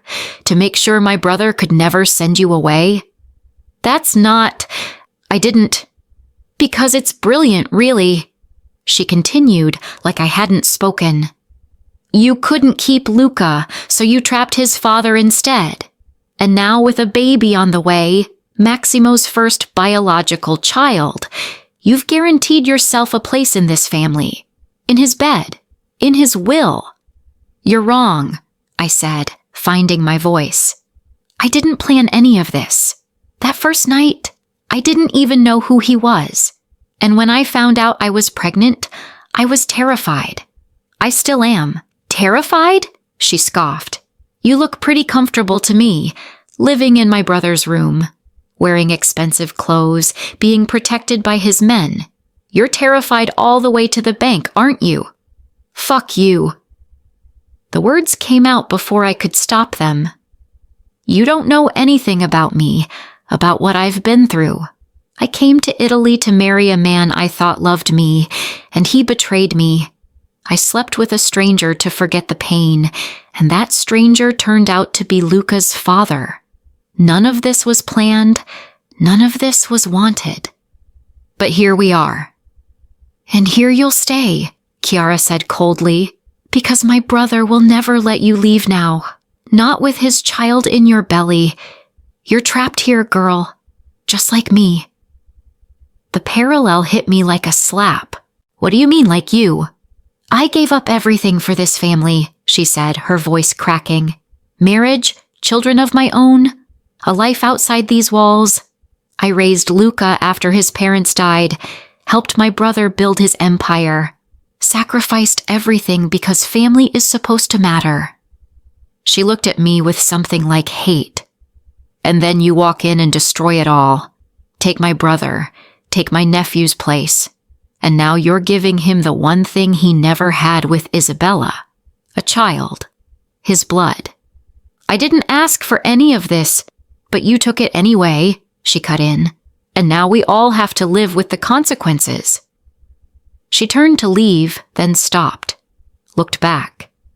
I won't tell Luca, she said quietly, but not for you, for my brother, because when Luca finds out, and he will, there won't be any coming back from it. The family will fracture completely, and Her voice broke. I can't watch that happen. Not yet. Then she was gone, leaving me alone with broken porcelain and the terrifying certainty that time was running out. I told Maximo what happened as soon as he woke up. He listened in silence, his face growing darker with every word. She knows, I finished. And she's right. We can't keep this secret much longer. Someone else will figure it out. The staff, Luca, someone. Then we tell them, he said simply. Just like that. Just like that. He pulled me close. I'm done hiding you. Hiding us. Hiding our child. Tonight, at dinner, we tell the family. Maximo. Tonight, he repeated. And anyone who has a problem with it can leave.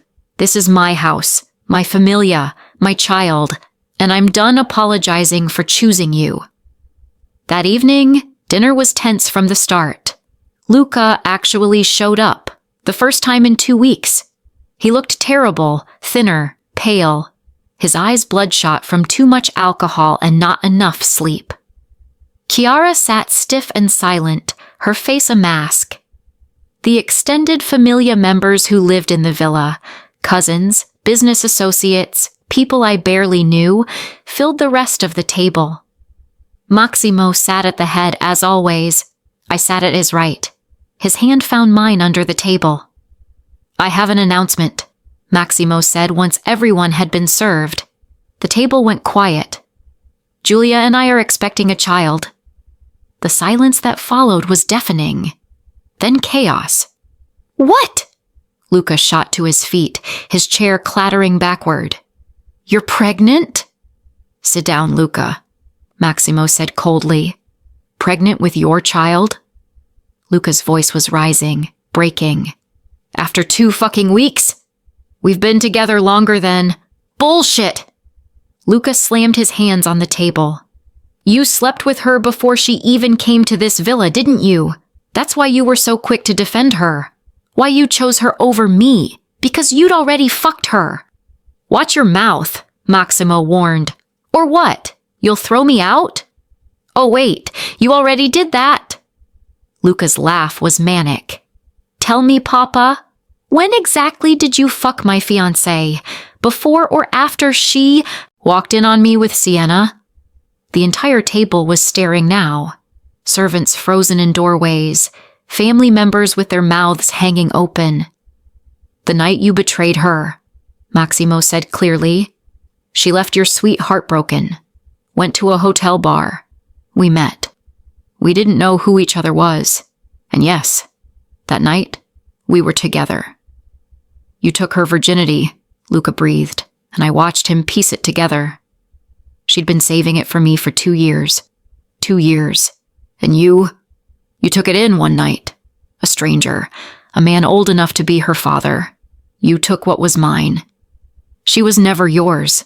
Maximo cut in, his voice lethal. Not her body, not her choices, not her life. You lost her the moment you touched Sienna. And now she's having your baby. Luca looked at me with such hatred it made me flinch. The heir. The precious biological child everyone's been waiting for. Congratulations, Julia. You've officially replaced me. Luca, I started. No.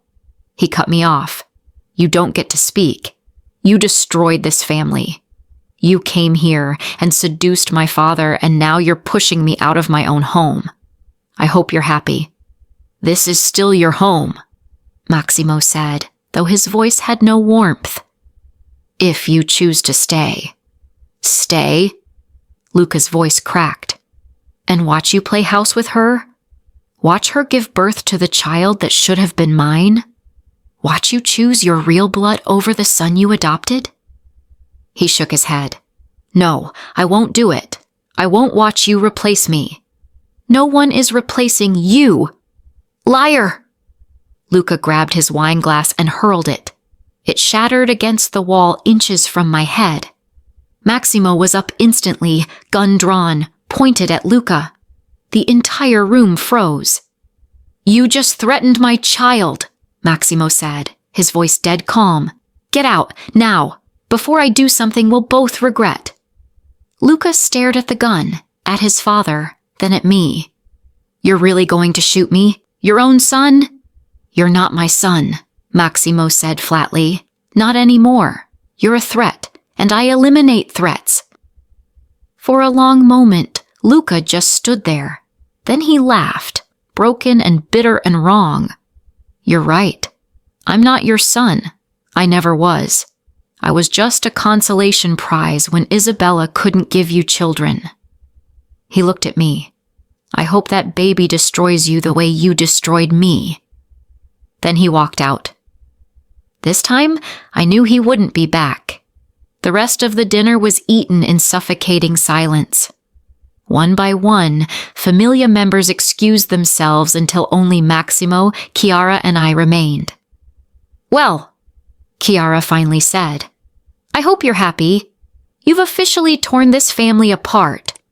He did that himself, Maximo said. Did he? Chiara looked at her brother. Or did you do it when you chose her over him? I chose love over obligation, Maximo corrected.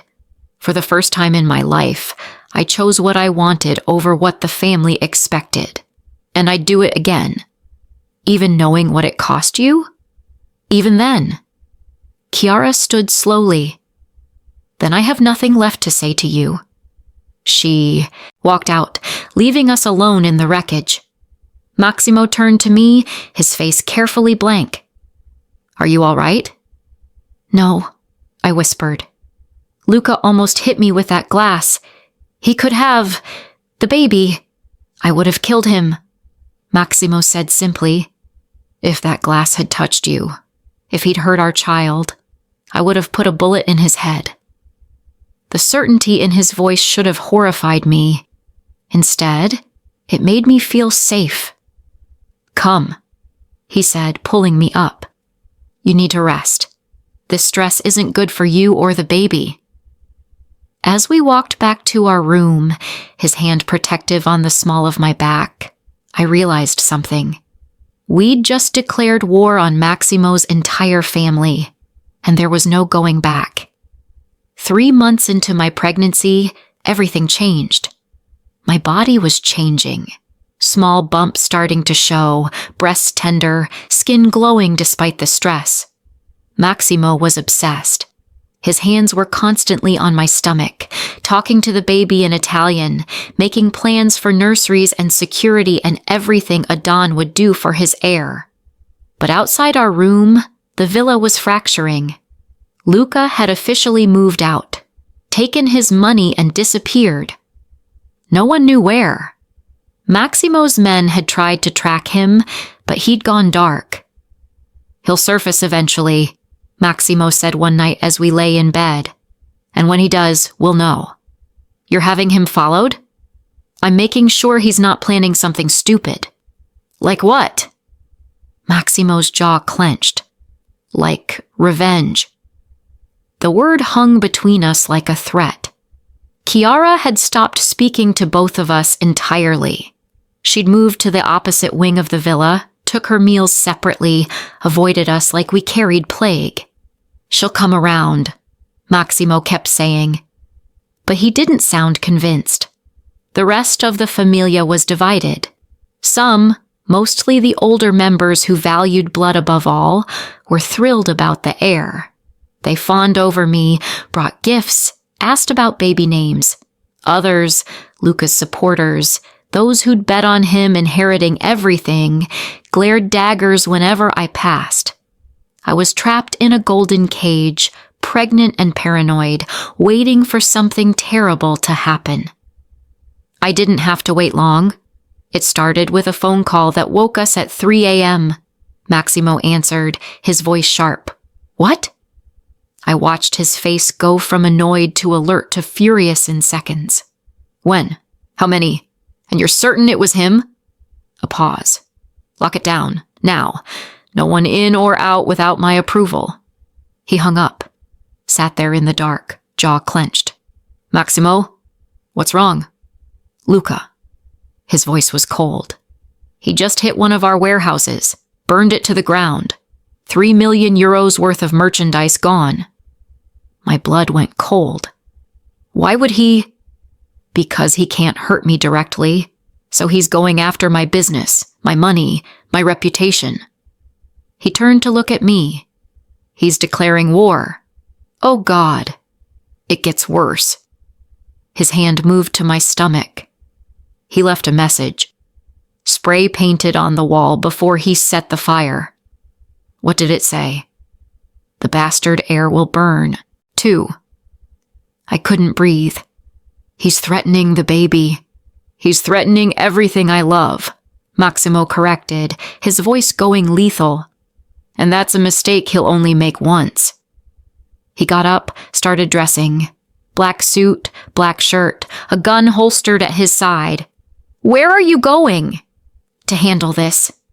"Maximo." "Stay here. Do not leave this room. I'm posting guards at the door. No one gets in except me or my most trusted men. Understand?" Fear clawed at my throat. "You're going after him." "I'm going to end this, before he has a chance to make good on his threat." He bent down, kissed me hard. "I love you, Julia, and I love our child, which is why I have to do this. Please be careful." "Careful is for people with something to lose," he said coldly. "I've already lost my son. I won't lose you too." Then he was gone. I sat in that bed, hands on my stomach, and prayed. Maximo came back at dawn, covered in blood. I screamed when I saw him jumping out of bed. "Oh my God, are you hurt? What happened?" "Not my blood," he said flatly. He walked past me into the bathroom. I heard water running. When he came out, the blood was gone, but his face was still hard, cold. The face of a man who'd done terrible things. "Did you find him?" I asked quietly. "Yes." "And?" He looked at me. Really looked at me, and I saw something in his eyes that made me understand. He'd made a choice. between his adopted son and his unborn child, and the child had won. Is he... I couldn't finish the question. Alive, Maximo said. Barely. I had him brought to one of our safe houses. He'll be dealt with. Dealt with how? You don't want to know. He was right. I didn't. But I had to ask anyway. Maximo, did you torture him? His silence was answer enough. Oh God. I sank onto the bed. He's your son. He threatened our child. Maximo cut in, his voice ice. He declared war on this family, on me, on you. He stopped being my son the moment he chose revenge over reason. What are you going to do with him? Send him away, permanently. He'll get money, enough to start over somewhere far from here, but he can never come back to Italy, never contact the familia again. He's dead to us. And if he refuses? Maximo's jaw clenched. Then he'll be actually dead. The coldness in his voice terrified me. This was who Don Maximo Moretti really was. Not the gentle lover who whispered sweet words in the dark, but the Don who eliminated threats without mercy. I know what you're thinking, he said quietly. That I'm a monster. That I went too far. I'm thinking you tortured someone you raised as your son, I whispered. For me. For a baby he didn't even know about until 2 weeks ago. For you, he agreed. For our child. For everything I've been waiting my whole life to have. He moved closer, his hand finding my stomach. I would burn this entire country down for you, Piccola. Luca was just the beginning. That should have horrified me, should have made me run. But I was carrying his child, trapped in his world, and God help me, I still loved him, even when he was a monster. Especially when he was a monster protecting what was his. Is it over? I asked. The war with Luca? For now, he said. But wars don't end, Julia. They just pause. 3 days later, Luca was gone. Shipped off to South America with a new identity and enough money to never need anything again. The message was clear to everyone in the familia. Don Maximo Moretti's heir was untouchable. And anyone who threatened that heir would face the same fate as Luca. Or worse. Chiara finally broke her silence the day after Luca left. I found her in the garden, sitting on a bench, staring at nothing. He's really gone, she said without looking at me. My nephew, the boy I helped raise, gone. I sat beside her carefully. Maximo gave him a chance to start over. Maximo destroyed him, she cut in. Don't pretend otherwise. My brother broke Luca the way he breaks everything that stands in his way. Luca threatened our baby. Because you took everything from him. She finally looked at me, tears streaming down her face. Don't you see? Luca acted out of pain, out of loss. He'd already lost his fiancé, his father, his place in the family. And then you got pregnant with the heir, the real heir, and it was too much. He broke. That doesn't excuse threatening to kill an innocent child. No, she agreed quietly, it doesn't. But it explains it. And my brother? Her voice cracked. My brother couldn't see past his own rage to show mercy. He chose you and that baby over everything, even the son he raised, even family. I never asked him to. You didn't have to, Chiara said. That's what makes this so tragic. You just existed. And my brother fell so completely, so obsessively in love with you that he destroyed everything else to keep you. We sat in silence for a long moment. Do you still hate me? I finally asked. She sighed, tired, defeated. I don't know. I want to. It would be easier to hate you. But I see the way my brother looks at you, the way he touches you, like you're the only thing keeping him human. She looked at my stomach. And that baby, that's his blood. His legacy. How can I hate that? So what now? Now? She stood up slowly. Now we all live with the consequences of our choices. Luca is gone. The family is fractured. And you... She looked at me with something between pity and respect.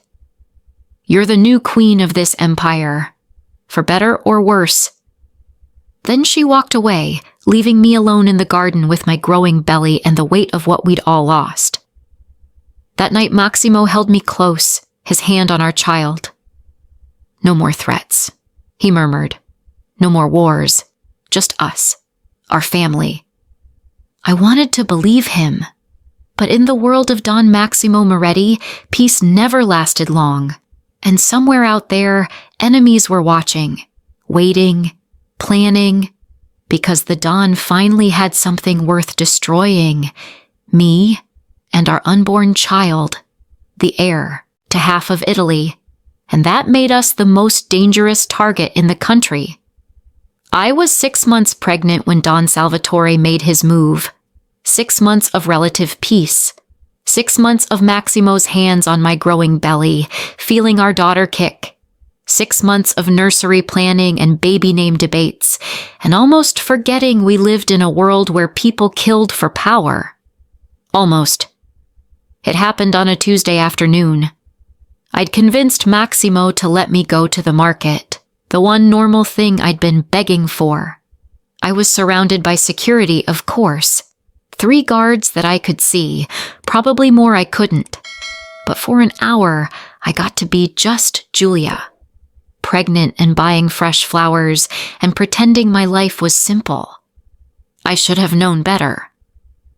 I was examining roses, pink ones for the nursery, when I felt it. That prickle on the back of my neck that said someone was watching. I turned slowly, scanning the market. My guards were close. People milled around, shopping, talking, living their normal lives. But there, in the shadows between stalls, a man, tall, dark suit, looking directly at me. He smiled, and I knew. "We need to go," I said to Paolo, my closest guard. "Now." "Signora, what's wrong?" "Someone's watching." The explosion cut off my words. One of the vendor stalls erupted in flames. People screamed, chaos, smoke everywhere. My guards moved instantly, surrounding me, pushing me toward the car. But in the confusion, I felt hands grab me from behind. A cloth over my mouth. Chemical smell, sweet and wrong. I tried to scream, tried to fight. Paolo shouted my name. Gunshots. Then everything went dark. I woke up in hell. Not literally, but close enough. A warehouse, abandoned from the look of it. Concrete floors, rusted metal beams, the smell of mold and diesel fuel, and I was tied to a chair. Heavy rope around my wrists and ankles. My head pounded. My mouth tasted like chemicals. And my stomach. Oh God, my stomach. I looked down at my 6-month belly. Still there, still round.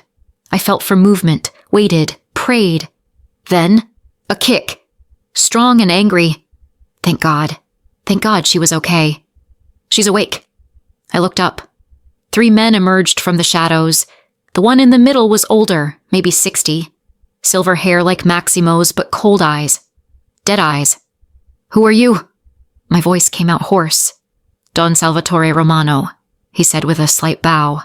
"I believe you've heard of me." The rival Don. The one who'd been making threats. The one Maximo had been preparing for. "What do you want?" "Want?" He laughed. "I want what your lover has taken from me. Territory, power, respect. But since I can't take those things directly," he gestured to me, "I'll take what he values most." "He'll kill you for this." "Oh, I'm counting on it," Salvatore said cheerfully. "You see, Don Maximo has made a fatal mistake. He fell in love, and love..." He leaned closer. "Love makes even the strongest men weak. He'll come for me. Yes, and when he does, when he walks into my trap trying to save you," Salvatore smiled, "I'll take everything. His empire, his life, his precious air. His hand moved toward my stomach. I jerked back. "Don't touch me." "Or what?" His hand settled on my belly, pressed. Not hard enough to hurt, but enough to threaten. "You'll fight me? Pregnant and tied to a chair?" I did the only thing I could. I spit in his face. He backhanded me so hard I saw stars. "Careful," he said, wiping his face. "Your baby's life depends on your cooperation." Blood filled my mouth, but I smiled anyway. "You need her alive. She's your leverage, which means you can't kill me." "No," he agreed, "but I can hurt you, over and over, until Maximo gives me what I want." He nodded to one of his men. "String her up. I want Moretti to really feel it when he sees what we've done to his whore." They untied me from the chair, but only to retie my wrists above my head, suspended from a beam, my arms screaming, my pregnant belly pulling. I bit back a scream. Wouldn't give them the satisfaction. "Comfortable?" Salvatore asked. "Go to hell. After you, Cara." He pulled out his phone. "Now, let's call your lover and let him know what I have." He put it on speaker. It rang twice. "This is Moretti." Maximo's voice, cold, controlled, but I could hear the tension underneath. "Don Maximo," Salvatore said, "I have something of yours." Silence. Then, "If you've touched her." "Oh, I've done more than touch her," Salvatore lied. "Pretty little thing. Pregnant belly and all. She screamed so beautifully." "You're lying." But Maximo's voice shook. "Let me talk to her. Prove she's alive." Salvatore held the phone near me. "Say hello to Papa, Cara." "Maximo," I gasped. My arms were on fire. The baby was kicking frantically. "Don't come. It's a trap. He wants—" Salvatore pulled the phone away. "As you can hear, she's alive, for now. But her condition, and your heirs, depends on you. What do you want?" Maximo's voice was dead. "Your territories in the south, your shipping routes, and 5 million euros. You have 24 hours. "That's impossible. Then your child dies," Salvatore said simply. "And your woman, in that order. The baby first, I'll cut it out of her while she watches. Then her, slowly, and I'll send you pieces." The phone clattered, like Maximo had dropped it. Then his voice came back, raw with fury and fear. "If you hurt her, if you touch my child, I will make you beg for death. 24 hours, Moretti. Clock's ticking." He hung up. I hung there, arms screaming, baby kicking, and tried not to cry. Maximo would come. I knew he would. But Salvatore was right. It was a trap, and we'd both walked right into it. Hours passed. Or maybe minutes. Pain made time meaningless. My arms were numb. My shoulders dislocated. I couldn't feel my hands anymore. And the baby. God, the baby was so active, kicking and squirming like she knew we were in danger. "Please," I whispered to her. "Please be okay. Just hold on. Your father's—" "Coming. Touching," Salvatore said from the darkness. The pregnant American whore praying to her bastard baby. "She's not a bastard," I said through gritted teeth. "She's the heir to the Moretti Empire. She's leverage," he corrected. "Nothing more." "You're wrong. She's everything. And when Maximo gets here, when he gets here, he'll watch me kill you both," Salvatore finished. "I've already decided. Even if he gives me what I want, I'm killing you anyway. Can't have Moretti's heir running around causing problems in 20 years. Then you'll never leave this warehouse alive." "Maybe," he agreed. "But it'll be worth it. To watch Don Maximo Moretti, the man who owns half of Italy, broken and bleeding over his dead woman and child." A tear rolled down my cheek. I couldn't stop it. "That's it," Salvatore crooned. "Cry for me. Let me see that fear." "I'm not afraid of you," I lied. "No?" He moved closer. "Then what's this?" His hand pressed against my stomach, hard, too hard. I screamed. Couldn't help it. The baby kicked frantically against his palm. Still alive in there, he mused. Strong little thing. Shame she'll never see the light of day. Stop, I sobbed. Please, please don't hurt her. Finally, he said with satisfaction. Submission, fear. That's what I wanted to see. He released my stomach, stepped back. 6 hours left, he said, checking his watch. Let's see if your lover loves you enough to die for you. He left me hanging there, alone in the dark, arms dead, baby moving, and hope dying with every minute that passed. Because even if Maximo came, even if he saved me, Salvatore was right. We were both walking into a trap, and only one of us would walk out alive. I don't know how long I hung there before I heard it. Gunshots, distant but getting closer. Then explosions. The warehouse shook. Dust rained from the ceiling, shouting in Italian, more gunshots, screaming. He came. Maximo came for us. Salvatore's men scattered, grabbing weapons, shouting orders. They cut me down roughly, let me drop. I hit the concrete hard, barely catching myself before my stomach hit the ground. Move her to the back, Salvatore ordered. She's my insurance policy. Hands grabbed me, dragged me. I tried to fight, but my arms wouldn't work. Dislocated shoulders, numb hands, useless. They shoved me into a small room, locked the door.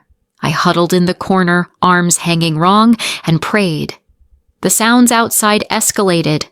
Close-range gunfire, men screaming, dying. Then silence, footsteps, slow, deliberate. The door exploded inward, and there he was, Maximo, covered in blood, gun in hand, eyes wild with fury and fear. He saw me, crumpled in the corner, arms hanging wrong, bruises blooming on my face. Something broke in his expression. Julia. My name came out broken. He was beside me instantly, hands hovering, afraid to touch. Dio mio, what did they do to you? My arms, I gasped. Shoulders dislocated, but the baby, Maximo, the baby. His hand moved to my stomach, waited. Then, a kick. She's alive, he breathed. Our daughter's alive. Tears streamed down his face. I'd never seen him cry before. We need to get you out of here, he said, already scooping me up. Careful of my arms. Hold on, Piccola. I've got you. Salvatore is dying, Maximo said flatly, slowly, painfully, exactly as he deserves. He carried me through the warehouse. I tried not to look at the bodies, failed. There were so many, blood everywhere, the metallic smell making me gag. Don't look, Maximo murmured. Just hold on. Outside, a convoy of black SUVs waited. Men, Maximo's men, stood guard. When they saw us, their faces went hard. Hospital, Maximo barked. Now, and call Dr. Rossi. Tell him she needs immediate attention for dislocated shoulders and possible preterm labor. Preterm? Panic clawed at my throat. Is the baby? You were under extreme stress, he said, sliding into the back of an SUV with me still in his arms. We need to make sure she's okay, that you're both okay. The drive was a blur. Pain. Fear.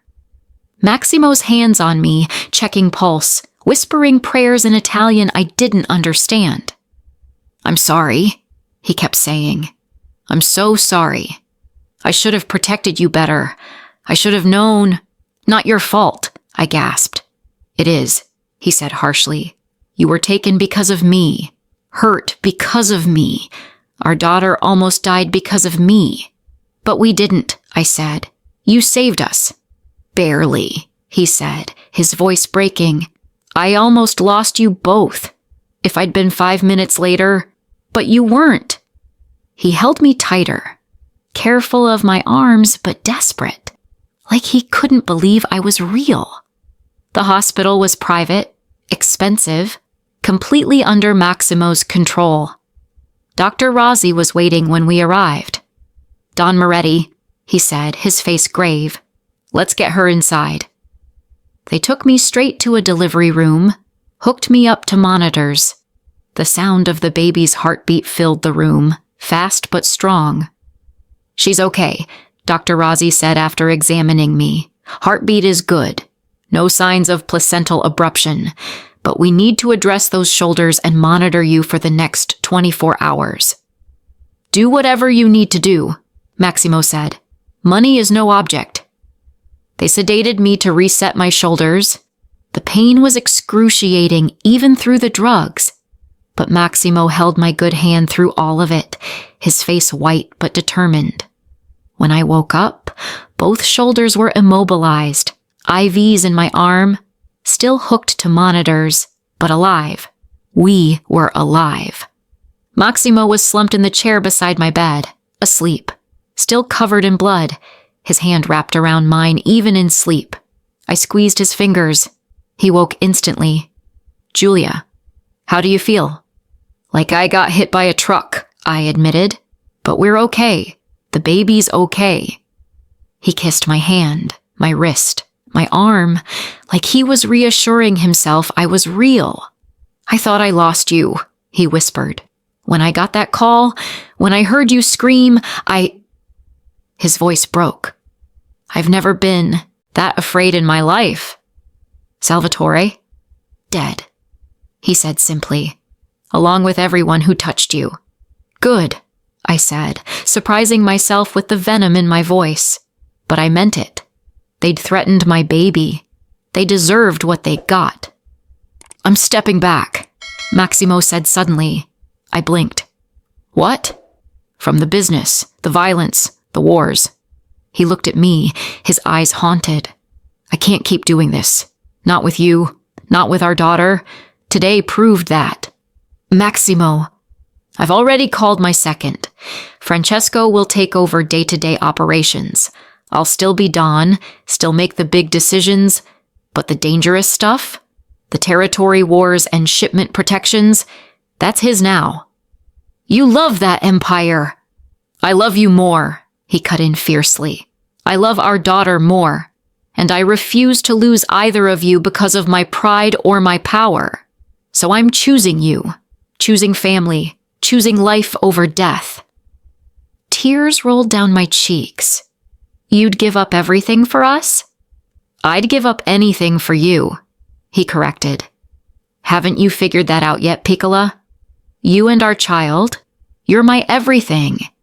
The empire can burn for all I care, as long as you're safe."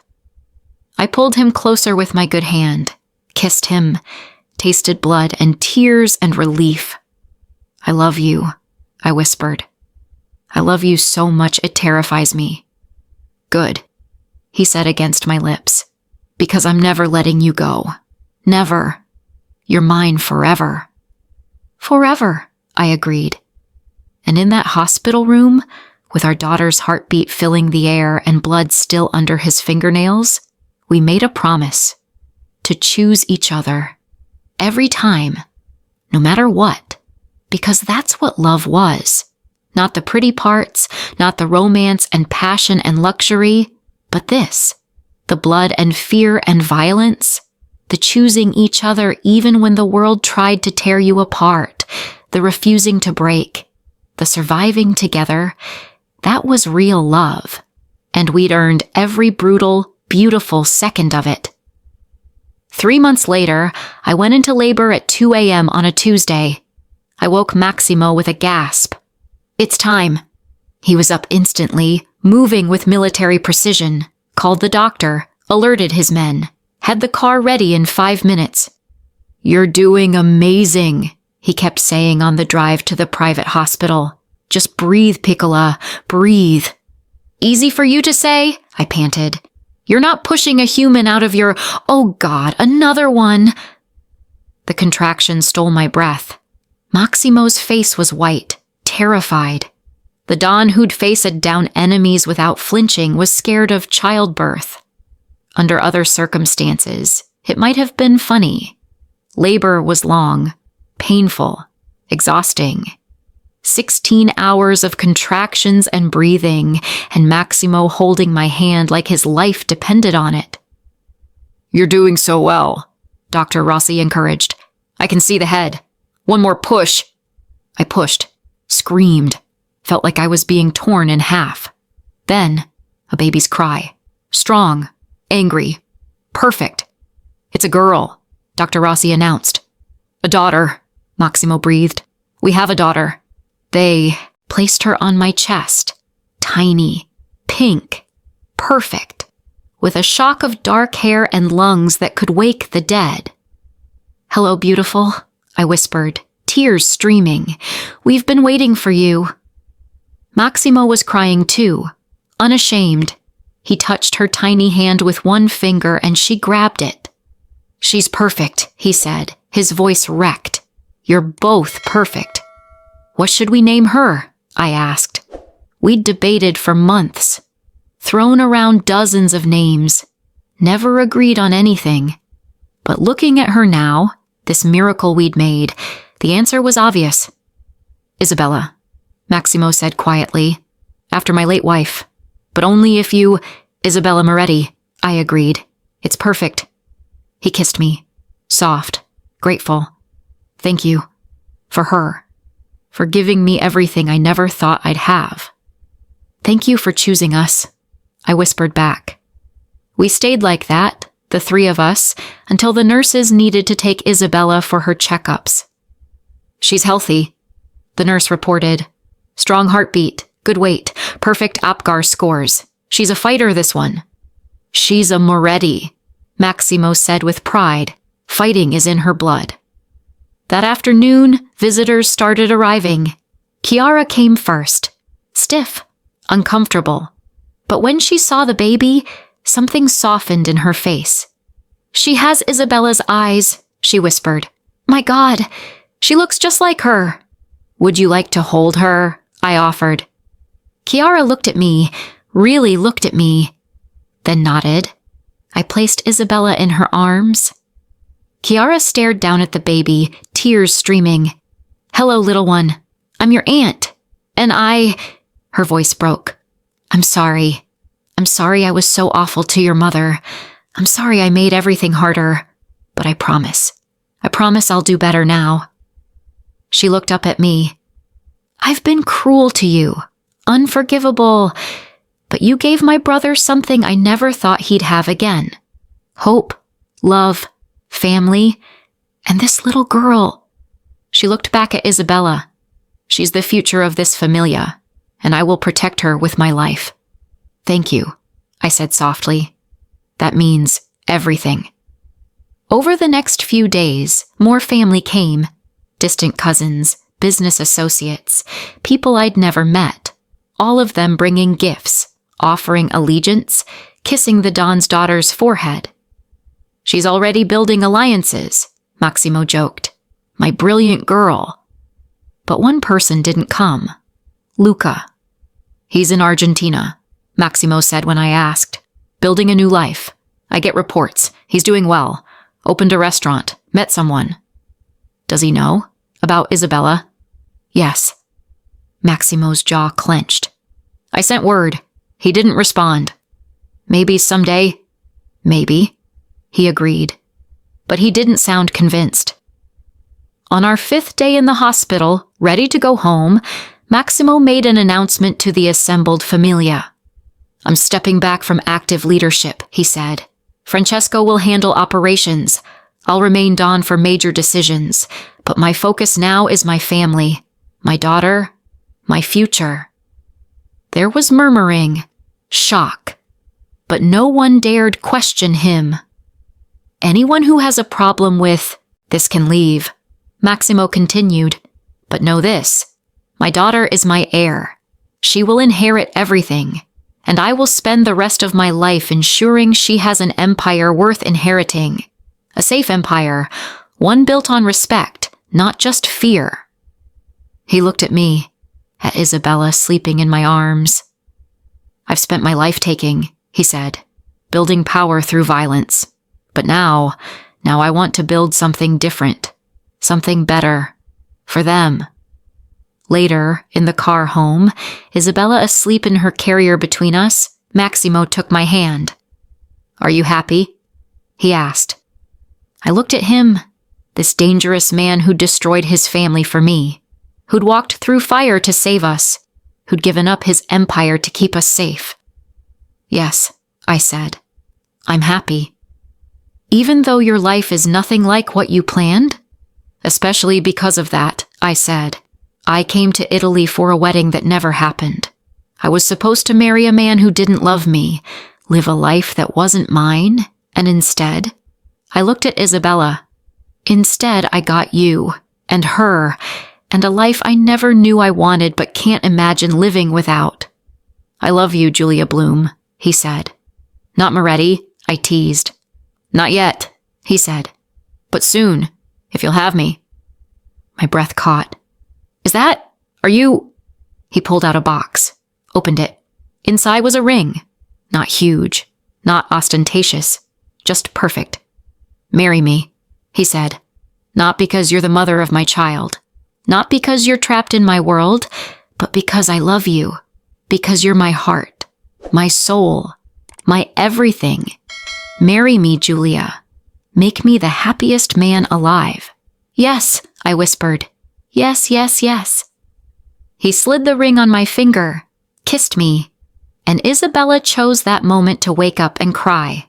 We both laughed, exhausted and happy and complete. 3 months later, we married in a small chapel in Tuscany.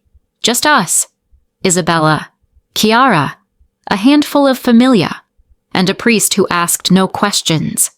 I wore white, Maximo wore black, and our daughter wore pink. "I, Maximo Moretti, take you, Julia Bloom, to be my wife," he said, his voice steady despite the tears in his eyes. "To love you in sickness and in health, to protect you, to choose you, every day, for the rest of my life. I, Julia Bloom, take you, Maximo Moretti, to be my husband," I said. "To love you despite the danger, to stand by you through the chaos, to build a life with you, a family, a future, for as long as we both shall live. You may kiss your bride." He did, long and slow and perfect. Isabella cooed from Chiara's arms, and just like that, we were a family. Not a conventional one, not a safe one, but ours. Built from betrayal and blood and broken promises, but also from love. Real, brutal, beautiful love. The kind worth fighting for, the kind worth dying for, the kind that changes everything. Epilogue. 1 year later, I stood on the terrace of our Tuscan villa, watching the sunset paint the sky in shades of gold and crimson. Isabella toddled around the garden, chasing butterflies, laughing with abandon. She had her father's eyes and my smile. And already, at barely a year old, she commanded the attention of every person in the room. "She's going to be trouble," Maximo said, coming up behind me, his arms wrapped around my waist. "Just like her mother." "I'm not trouble," I protested. "You destroyed my entire life, Piccola," he said, kissing my neck. "In the best possible way." I turned in his arms. "Any regrets?" "Only one," he said seriously. "That I didn't meet you sooner. That I wasted so many years building an empire instead of a family. But you have both now." "No," he corrected. "I have you. I have Isabella. I have this."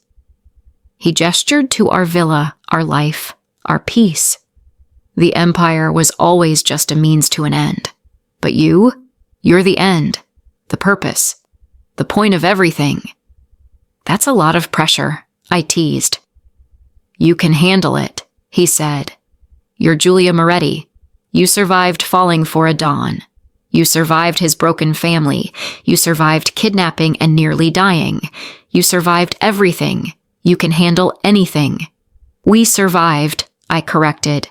"Together." "Together," he agreed. Isabella toddled over, demanding up. Maximo scooped her up, settled her on his hip. "Papa," she said. One of her first words. "Si, Principessa?" "Yes, Princess?" She pointed at me. "Mama." "That's right," Maximo said. "That's your mama, the woman who saved me, the woman who gave me you, the woman who taught me that love is worth any price." I kissed our daughter's forehead, then Maximo's lips. And standing there, on a Tuscan terrace with my husband and daughter, the Italian countryside stretching endlessly before us, I realized something. I'd come to Italy for a wedding that never happened. I'd lost everything I thought I wanted, and found everything I actually needed. Love, family, purpose, a man who chose me above everything, a daughter who would grow up knowing her worth, a life built not on what was easy, but on what was real. We didn't have a perfect love story. We had a real one, messy, bloody, complicated, dangerous, but ours. And I wouldn't change a single moment. Not the betrayal that started it all. Not the one-night stand with a stranger.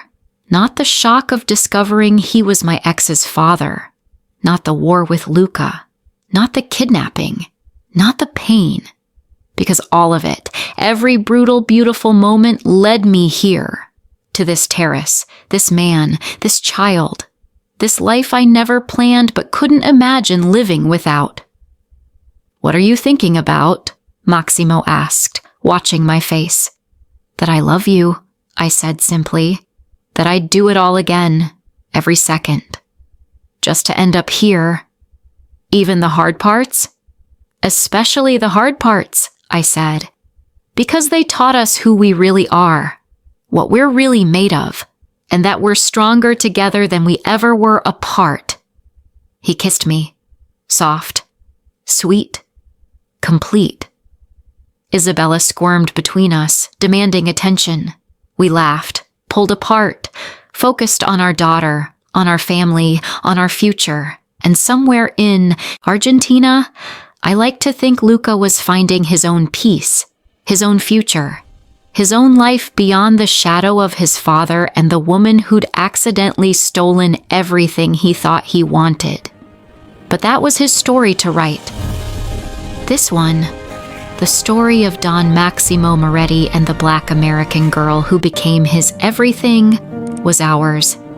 And it was just beginning. Because love stories don't end with "I do." They begin there. And ours? Ours was going to be legendary.